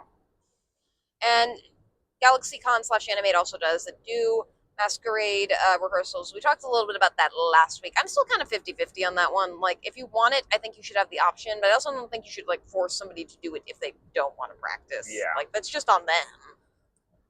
Yeah, again, the main problem is if you've got a rehearsal and a performance, that is going to take a large chunk of your day. Yeah, and not everyone might want that. And it's also something for which I do wish you could have, like, a specific call time and only be there for 10 minutes, because sometimes with this, just to be polite, you're expected to basically watch everyone else's rehearsals just to be there and be supportive, which I want to be, but at the same time, it's like I also want to do, like, other stuff. Yeah. And I will say, it also is interesting, because I said about 30 entries, and this was a lower attended con in terms of numbers. It really does seem that people are coming just to compete in these events, which is interesting. Yeah, because based on what Bridget said, like, the sign-ups for this went quick. Yeah. Like, they got their full 30 entrants within, like, a day and a half, which, it's not the fastest. Some fill up within, like, half an hour, but a day and a half is very respectable in terms of, like, filling up speed. For a 30-person Yeah, and we saw a lot of people. We saw Colossal. Mm-hmm. Yeah, there was a certain amount of crossover. And I do want to say this, a lot of cons have a rule that says that you can't enter a performance or a costume, depending on if it's construction or performance, that's already won. I did check, because we did see a person competing in the construction competition that had already won, I think, a major award at Colossal last night. And GalaxyCon/Animate has a rule that says that you can still compete in a costume or with a performance if it's won an award that year, as long as it hasn't won previous years. Yeah, and we suspect the reason for that is a lot of people apply to multiple cons, and like if you won an award at Colossal 2 weeks ago, you had to sign up for this competition like 3 months ago. Yeah, and You had no way of knowing you were going to win something. Yeah, which I think is in general a good rule because you can't control that, and obviously, for most people, performance and construction takes a while to like craft. So, like if you won something 2 weeks ago and you don't have time to make a whole new costume in 2 weeks, so I think it's pretty understandable that you entered again with the same costume. Yeah, I think that's a fair enough way of doing it. Yeah. And I will say for all the performances, all the people who did perform at Colossal, even the ones who didn't win, were still doing different performances, which is very cool. Yeah, so Colossal's Best in Show winner was one of the people here, and I think she took Best Individual performance. She did here? take Best Individual performance here. Yeah. I think Best Group Performance at Colossal got Best Overall here. So it does seem like we're having some very strong competitors in the scene in Ohio right now, which is cool. And I did think there was more variety this year because we went last year and it was like 20 anime dances in a row, and we had to leave because I just couldn't take it. Yeah. Whereas this one, again, very, very music heavy insofar as there was some live singing. There was. I do appreciate live singing at these things. And again, the person who took Best in Show at Colossal and Best Individual here was a live singer. A phenomenally talented one, for the record. Some dancing, some specifically choreographed dancing, some idle dancing, but no wordy skits. And that's something we've really noticed about this convention. You just don't get a lot of skits. Yeah, Colossal at least had one or two skits. Yeah. It's still pretty dominated by music, and I don't think the skits wound up winning anything, but they at least had a couple. Yeah. Whereas this didn't have any skits at all. And I do think, I wish more cons did just include skits as a separate category from music and dance stuff, just because it's different. You're acting, you're choreographing, you're making props, and it's not that you're not acting when you're also dancing, but it's just, look, if we write an original skit, that's not going to compete with somebody who performed what was an amazing song from Rise of the Cyclone, like at perfect pitch. Like those are just really different things, and it'd be nice if like skits, which are a little bit less technical and a little bit more fun, had a chance to shine, I think. Yeah. It's not to say the music stuff absolutely shouldn't also shine. It'd just be nice if there was like a category for that kind of more silly stuff where people are really like playing in the cosplay. Yeah. But again, like at that point you do get into the how far down do you want to differentiate? Like, do you put serious skits and comedy skits in a different category? And yeah. It's not an easy question to answer. I'm not going to pretend it is. But so this is a con that just for whatever reason gets a lot of like anime dancing and just dancing and music in general, which again it did have more variation this year, and I also would like, I'm not discounting because I didn't even watch the whole show last year, but like the talent levels about in masquerades in Ohio, I feel like are increasing very rapidly right now. Caught up real sharply in the last couple of years. Like I feel like there's a number of people who clearly kind of went to cons a couple of years ago, saw the masquerade was a thing, and were like, ooh, I can do that. And they are bringing talents they had out, that they already had. Like, I guarantee you that person was a trained singer. Yeah. Like, without at least some musical training, you can't do what she did at the end with the vocal trick, which is kind of hard to describe, and I certainly can't demonstrate it. But I'm a well-trained enough musician myself to know that what she did was very technically impressive. Yeah. And they did give out a director's award for the masquerade, which they didn't at either of the previous two cosplay competitions we reviewed, even though they were supposed to. I don't know what that's even about. Yeah. Maybe it was just somebody who was like running around somewhere else. Yeah, hard to say. But yeah, again, I don't think there was any like major judging thing we disagreed with this year. Anything, because again, like as always, Bridget is fantastic. We think she deserves to win everything, but like the standard of competition this year was just really high. Yeah. Like I do not envy those judges. Now there was a lot of good stuff on that stage. Yeah, Bridget did get in contact with Noise Complaint though.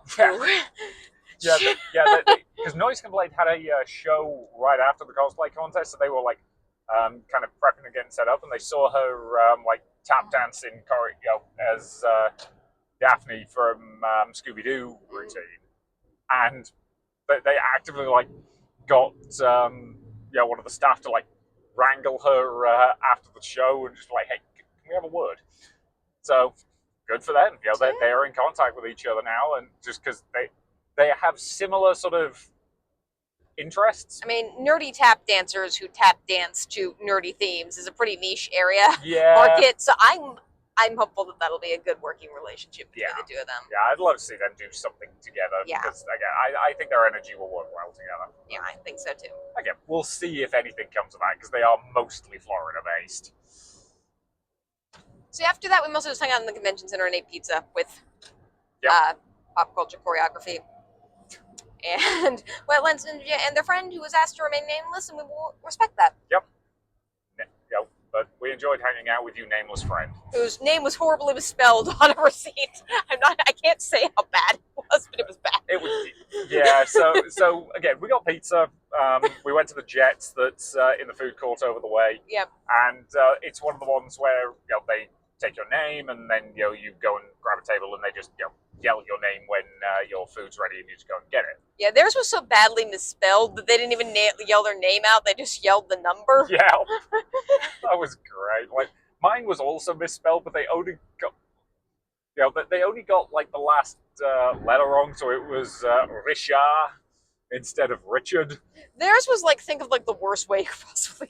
Yeah, basically, like try and type a name, but like miss about half the letters by pretend like, you don't know off on any the keyboard. phonics whatsoever. Yeah, it was hilarious. I took a picture of that. Yeah. I'm just going to show it to a couple of people at the office and be like, what do you think the name on that was supposed to be? And see if any of them could figure it out. So yeah, that was our con.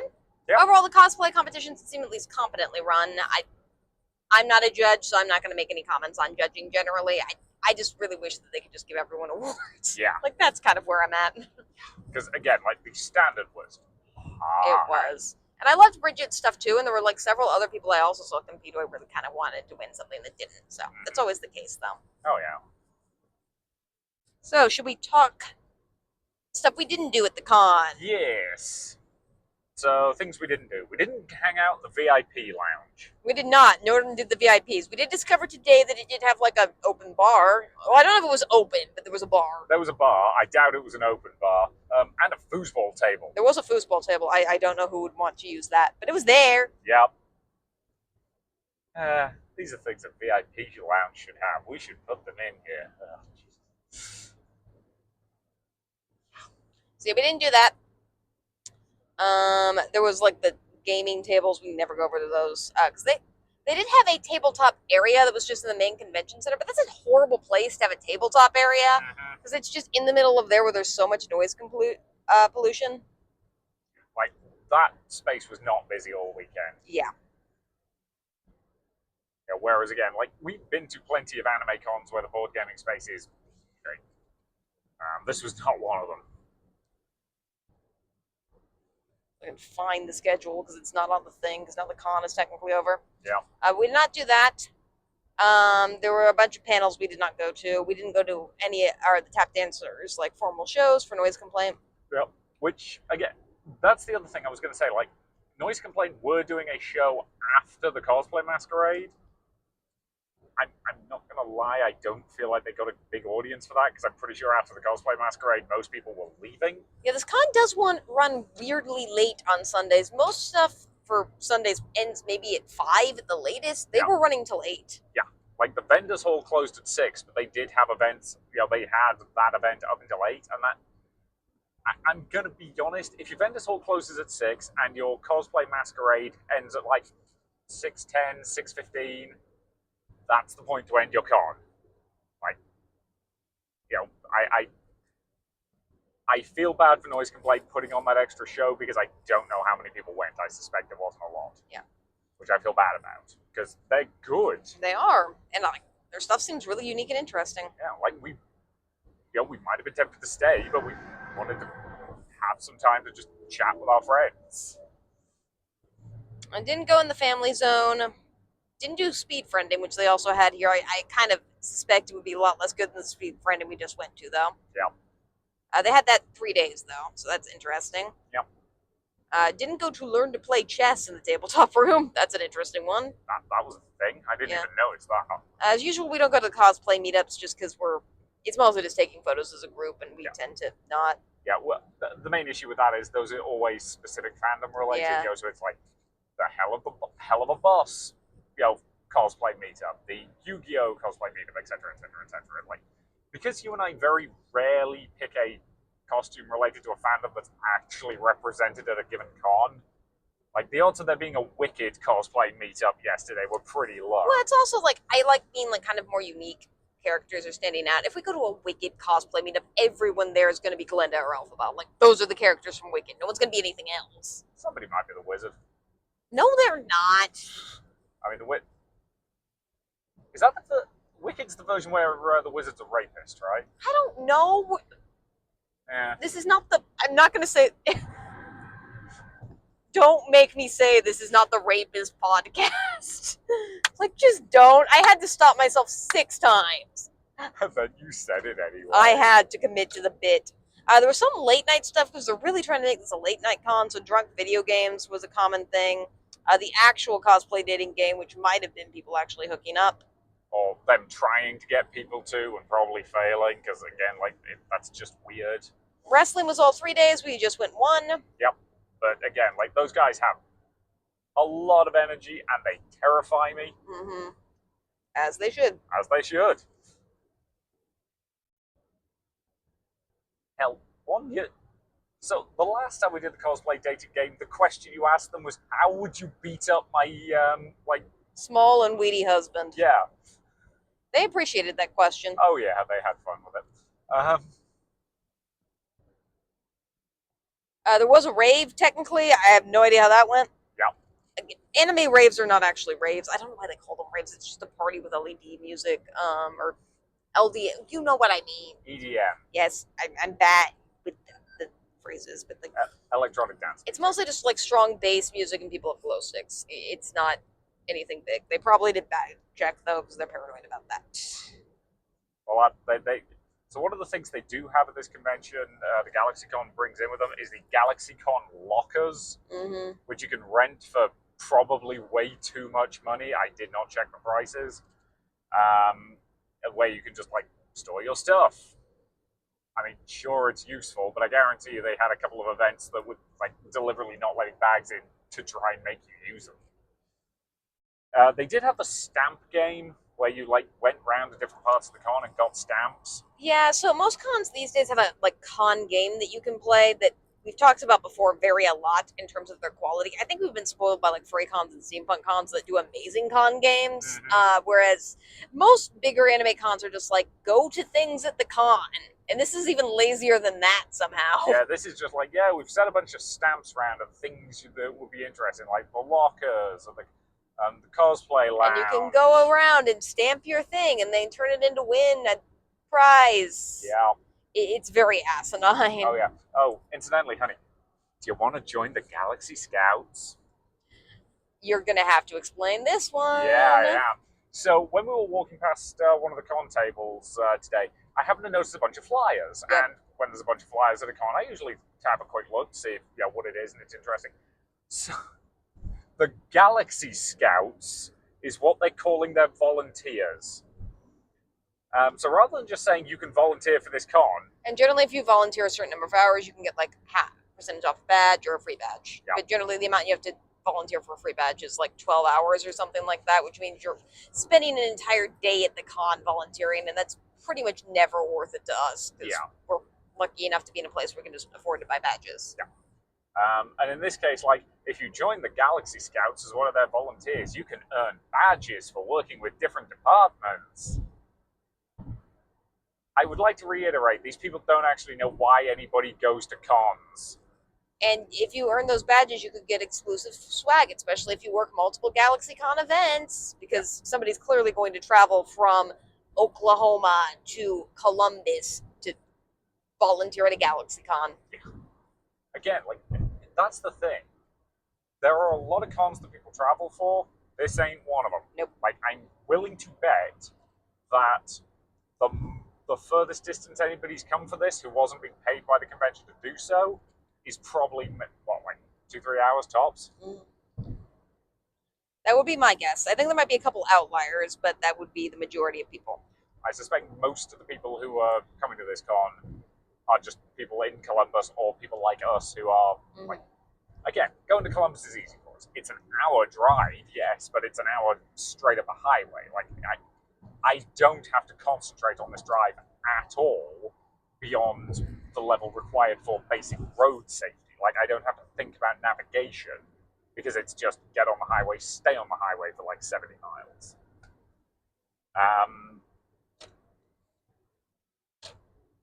So, yeah. Was there anything else major we didn't do?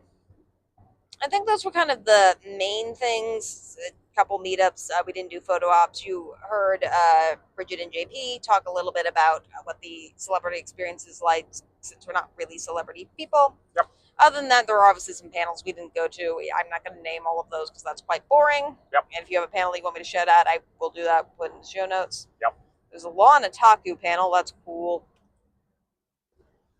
So yeah, there was a number of stuff we didn't go to. But other than that, that was kind of Animate. that was Animate. So what are our top 3 moments? Decisions. Honestly, I did actually quite like buying this stupid thing. Like, I don't buy myself a lot of stuff at cons. Like, we get you plush every so often if we find something we like, but again, like, I'm not an easy person to buy stuff for, and I appreciate that. So when I actually find something I'm like, yeah, that tickles my nerd heart. You know, it's kind of a nice moment. Yeah, and I encouraged you to get it.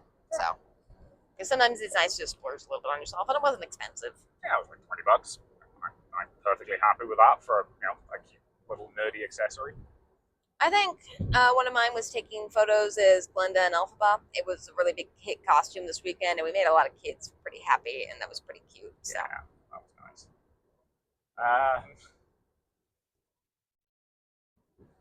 You telling me off during the 90s 2000s sing-along because I was tearing up singing My Heart Will Go On at you, and you were like, stop crying, you'll ruin the makeup. That's true. That was a lot of fun. And it was also just like, you were really tearing up at My Heart Will Go On during an incredibly silly panel where somebody was dancing as an iceberg. As we had pointed out, like, that there is a comment that, like, if you're like really in love, every time a good love song comes on, your brain thinks it's about you. And especially any song that has lyrics related to, like, being separated and apart, if you've done the long distance thing like we have, that kind of hits you. It just gets me right here. I'm going to take a specific moment. I don't even think I talked about you yet for this. Just like, so we're during one of the noise complaints panels. They have people like acting out these scenes through dance. For, I think, Poor Unfortunate Souls in the Disney villain song, they had somebody being Ursula, that somebody being Ariel, that somebody being Flotsam and Jetsam, the eels, and they had one person who was just seaweed. Like, they were just seaweed. The entire thing. They were dancing as seaweed in the corner during this performance because they had nothing else to do, I suppose. And it was just kind of awesome because they were the most animated seaweed I had ever seen. Yeah.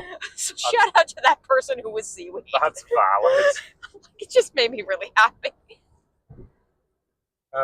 So yeah, and then last one.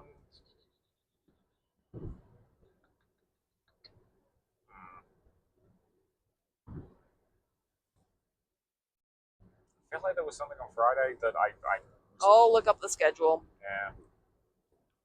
See if I can think of one while you do that. Yep. But yeah, like, again, this is the thing that happens with my brain sometimes. Yeah, and this was like a fairly like just tired weekend, and when we've gone to 3 anime cons back to back, they start to blend together. And this wasn't one that had a lot of emotional highs. Let's be honest. Yeah, it had some dodgy bits. It had some emotional highs. Yeah. So is it the theme park panel? Don't think so. Okay, that was the first thing we did. It was the theme park panel, which I actually did like. We've tried that panel and it was very good. Yeah. I also want to emphasize there are people who are listening to this who are thinking we're idiots right now because for them it's been in like 2 hours and for us it's been like 3 days. Yeah. Are you smarter than a cartoon? I don't think so. You're annoying, by the way, because Yeah, you're making me go through all of this. I know, but it's funny and I love you. Try to say something while I'm doing this at least. Yeah. But again, like, let's be honest, the reason why we had to start this podcast in the Okay, the first only other place- thing we did was the runway competition. Is that it? I did actually enjoy that quite a lot. Like, Can I that re- just be it so Yeah, we can that- move on? Yeah, that makes sense. Yeah, again, just like being Wonka on stage. Like, that was it. It was the moment after we came off stage, or after the competition ended, and we went downstairs, and somebody just came up to us and just told us they really loved our stage presence and the fact that we were just in character the whole time we were on stage. Yeah. I'll pick a similar moment for my last third one, which was same day in the Wonka costume. Somebody remembered us from the con last year and said one of the staff members and said she had her picture with us, which was awesome. That was like great. I love that. And the crowds here were really good and positive this weekend, which is always great. And one of the things that's nice about a slightly less crowded con, you take a lot more pictures and interact with a lot more people, which is always fun. Yeah, like at a busier con, it's harder to do that just because, like, And obviously, I think a bonus one for us is, of course, hanging out with our friends at the convention. yeah, like again, it's always nice to be able to do that. Like again, there's a reason why the cosplay masquerade ended at 6:15 and we did not leave until after 8. Yeah. Like it's because we were hanging out talking to people for 2 hours over pizza. Which is Well, always amazing to do. That's just lovely. So yeah, those were kind of the major things. Now it's time for our overall rating. We kind of talked with Bridget and James already. Like, look, this con is in Columbus. We're gonna go back to this con because it's in Columbus. It's still pretty pricey for what it is. I am gonna say that. It's one of the more expensive ones, just in terms of like actual ticket prices. And I don't know with the show they did this year if it was ultimately worth that price. Probably not. For us, it's still a cheaper con just because we don't have to like get a hotel or anything. Yeah, like again, we drive back and forth for this one, like And because we don't get autographs, which is how they make all their money, like it's relatively cheap. yeah, like and our car gets pretty good mileage. Yeah. Like it's a hybrid. You know, we don't spend that much on petrol. It's gonna be crying with how often we have to go to Columbus, but yeah. Yeah. For Origins, but yeah. It's just one of those things where I think I can recommend this on the scale of if you're local and if you've got nothing better to do this weekend, I think it's a good buy. Yeah, it's perfectly fine. Like again, especially if there's a particular celebrity you want to see, it is good for that. Like I do feel like because one of the big groups they had this year was a decent number of the cast of Has Been Hotel, and I feel like they were counting on that to be their big draw this year, and I'm not sure it was in the way they anticipated. Because again, I think this year they just had a bad weekend for it. You know, it's Pride, so a lot of people just did not have a fun time getting there on Saturday. It's Father's Day today, so there's probably a lot of people who just had other stuff to do this weekend. You know, they had to go visit their families. You know, there was a bunch of protest stuff going on this weekend, so that's also not going to make it easy to just go to an anime con. So I think they just kind of got screwed over by their weekend choice, which, to be fair, half of that they could not have planned for. Yeah. You know, like they will not have, they would not have known about, the protests, for example, a year ago when they actually like booked the convention space. I didn't even know who was going to be president a year ago. Yeah. And again, like they've already got the convention space booked for next year. Like there's a QR code on the back of this year's program that basically says buy your tickets for next year's Animate, and if you do it this weekend, get them at a discount price. But you get, as a tip, generally, like if you're booking a year out, you're going to get a discount price regardless. Like you will. Yeah. But I can't say that this has been a con that like would make me or I don't know anyone want to immediately get a ticket for next year. It seems like their target mostly tends to be people who are bored in Columbus and parents who are taking their child to an anime con, but they don't really know how to do that, so they just take them to a con that has Animate in the title. That's about right. And again, like, if it was any further away for us than this, put it this way: if it was a 2-hour drive, I would only do it if we knew that our friends were also going to it. If we knew Bridget and James were going to it, and it was a 2-hour drive, I'd say okay, fair enough, let's do it. Or if we like had a specific thing we wanted to do, like if we had a masquerade performance we wanted to workshop, we know their masquerade system well enough to maybe do it there. Yeah. Whereas, but if they weren't and it was a 2-hour drive, I wouldn't bother.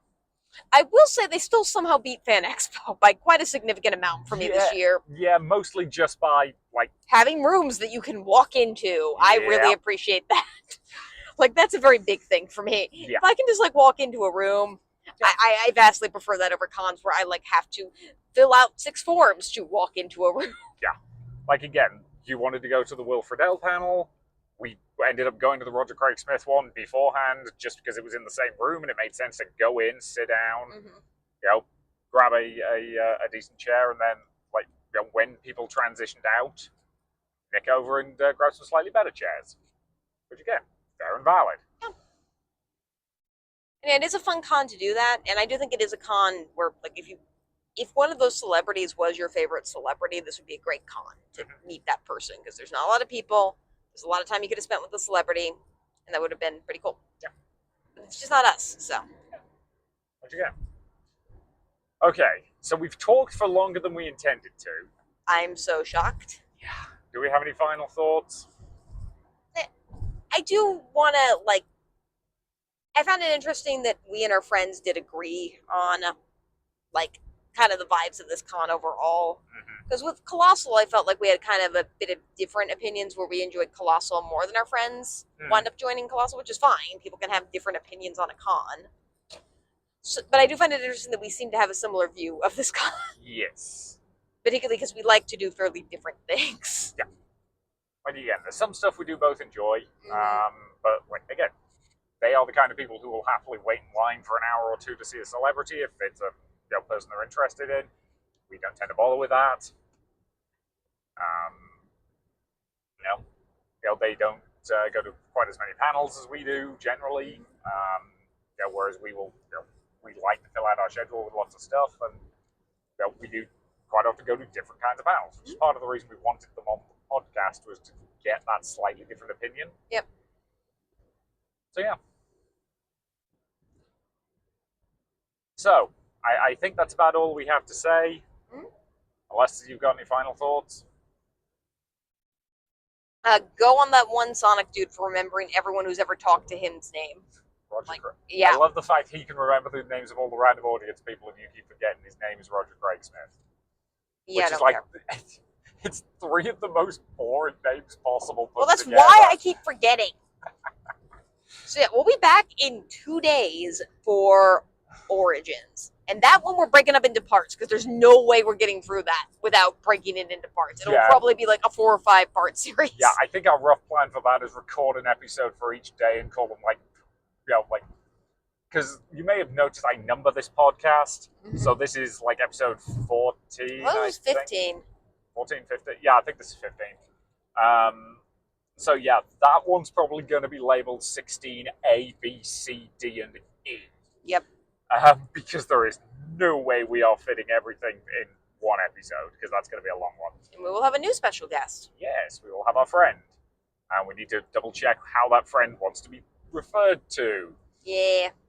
Because we want to make sure we're using the name they prefer. So yeah, Origins is going to be a very long and very intense event. So bear with us as we try to cover it to the best of our ability. And keep in mind, given its scope, there is no way we can possibly cover even 1/10 of what happens at this con. Yeah, no, it's just impossible. Yeah. How many events are there? 6,000? There's over 10,000. It's insane, and those are just the official ones. That doesn't even count people just sitting down in the section of the hall that's open play and breaking out a board game and sticking up a player's wanted sign. Yeah. So yeah, it's gonna be a doozy.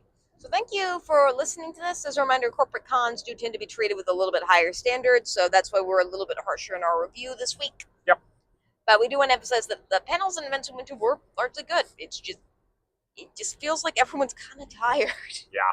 Not just us, everyone. And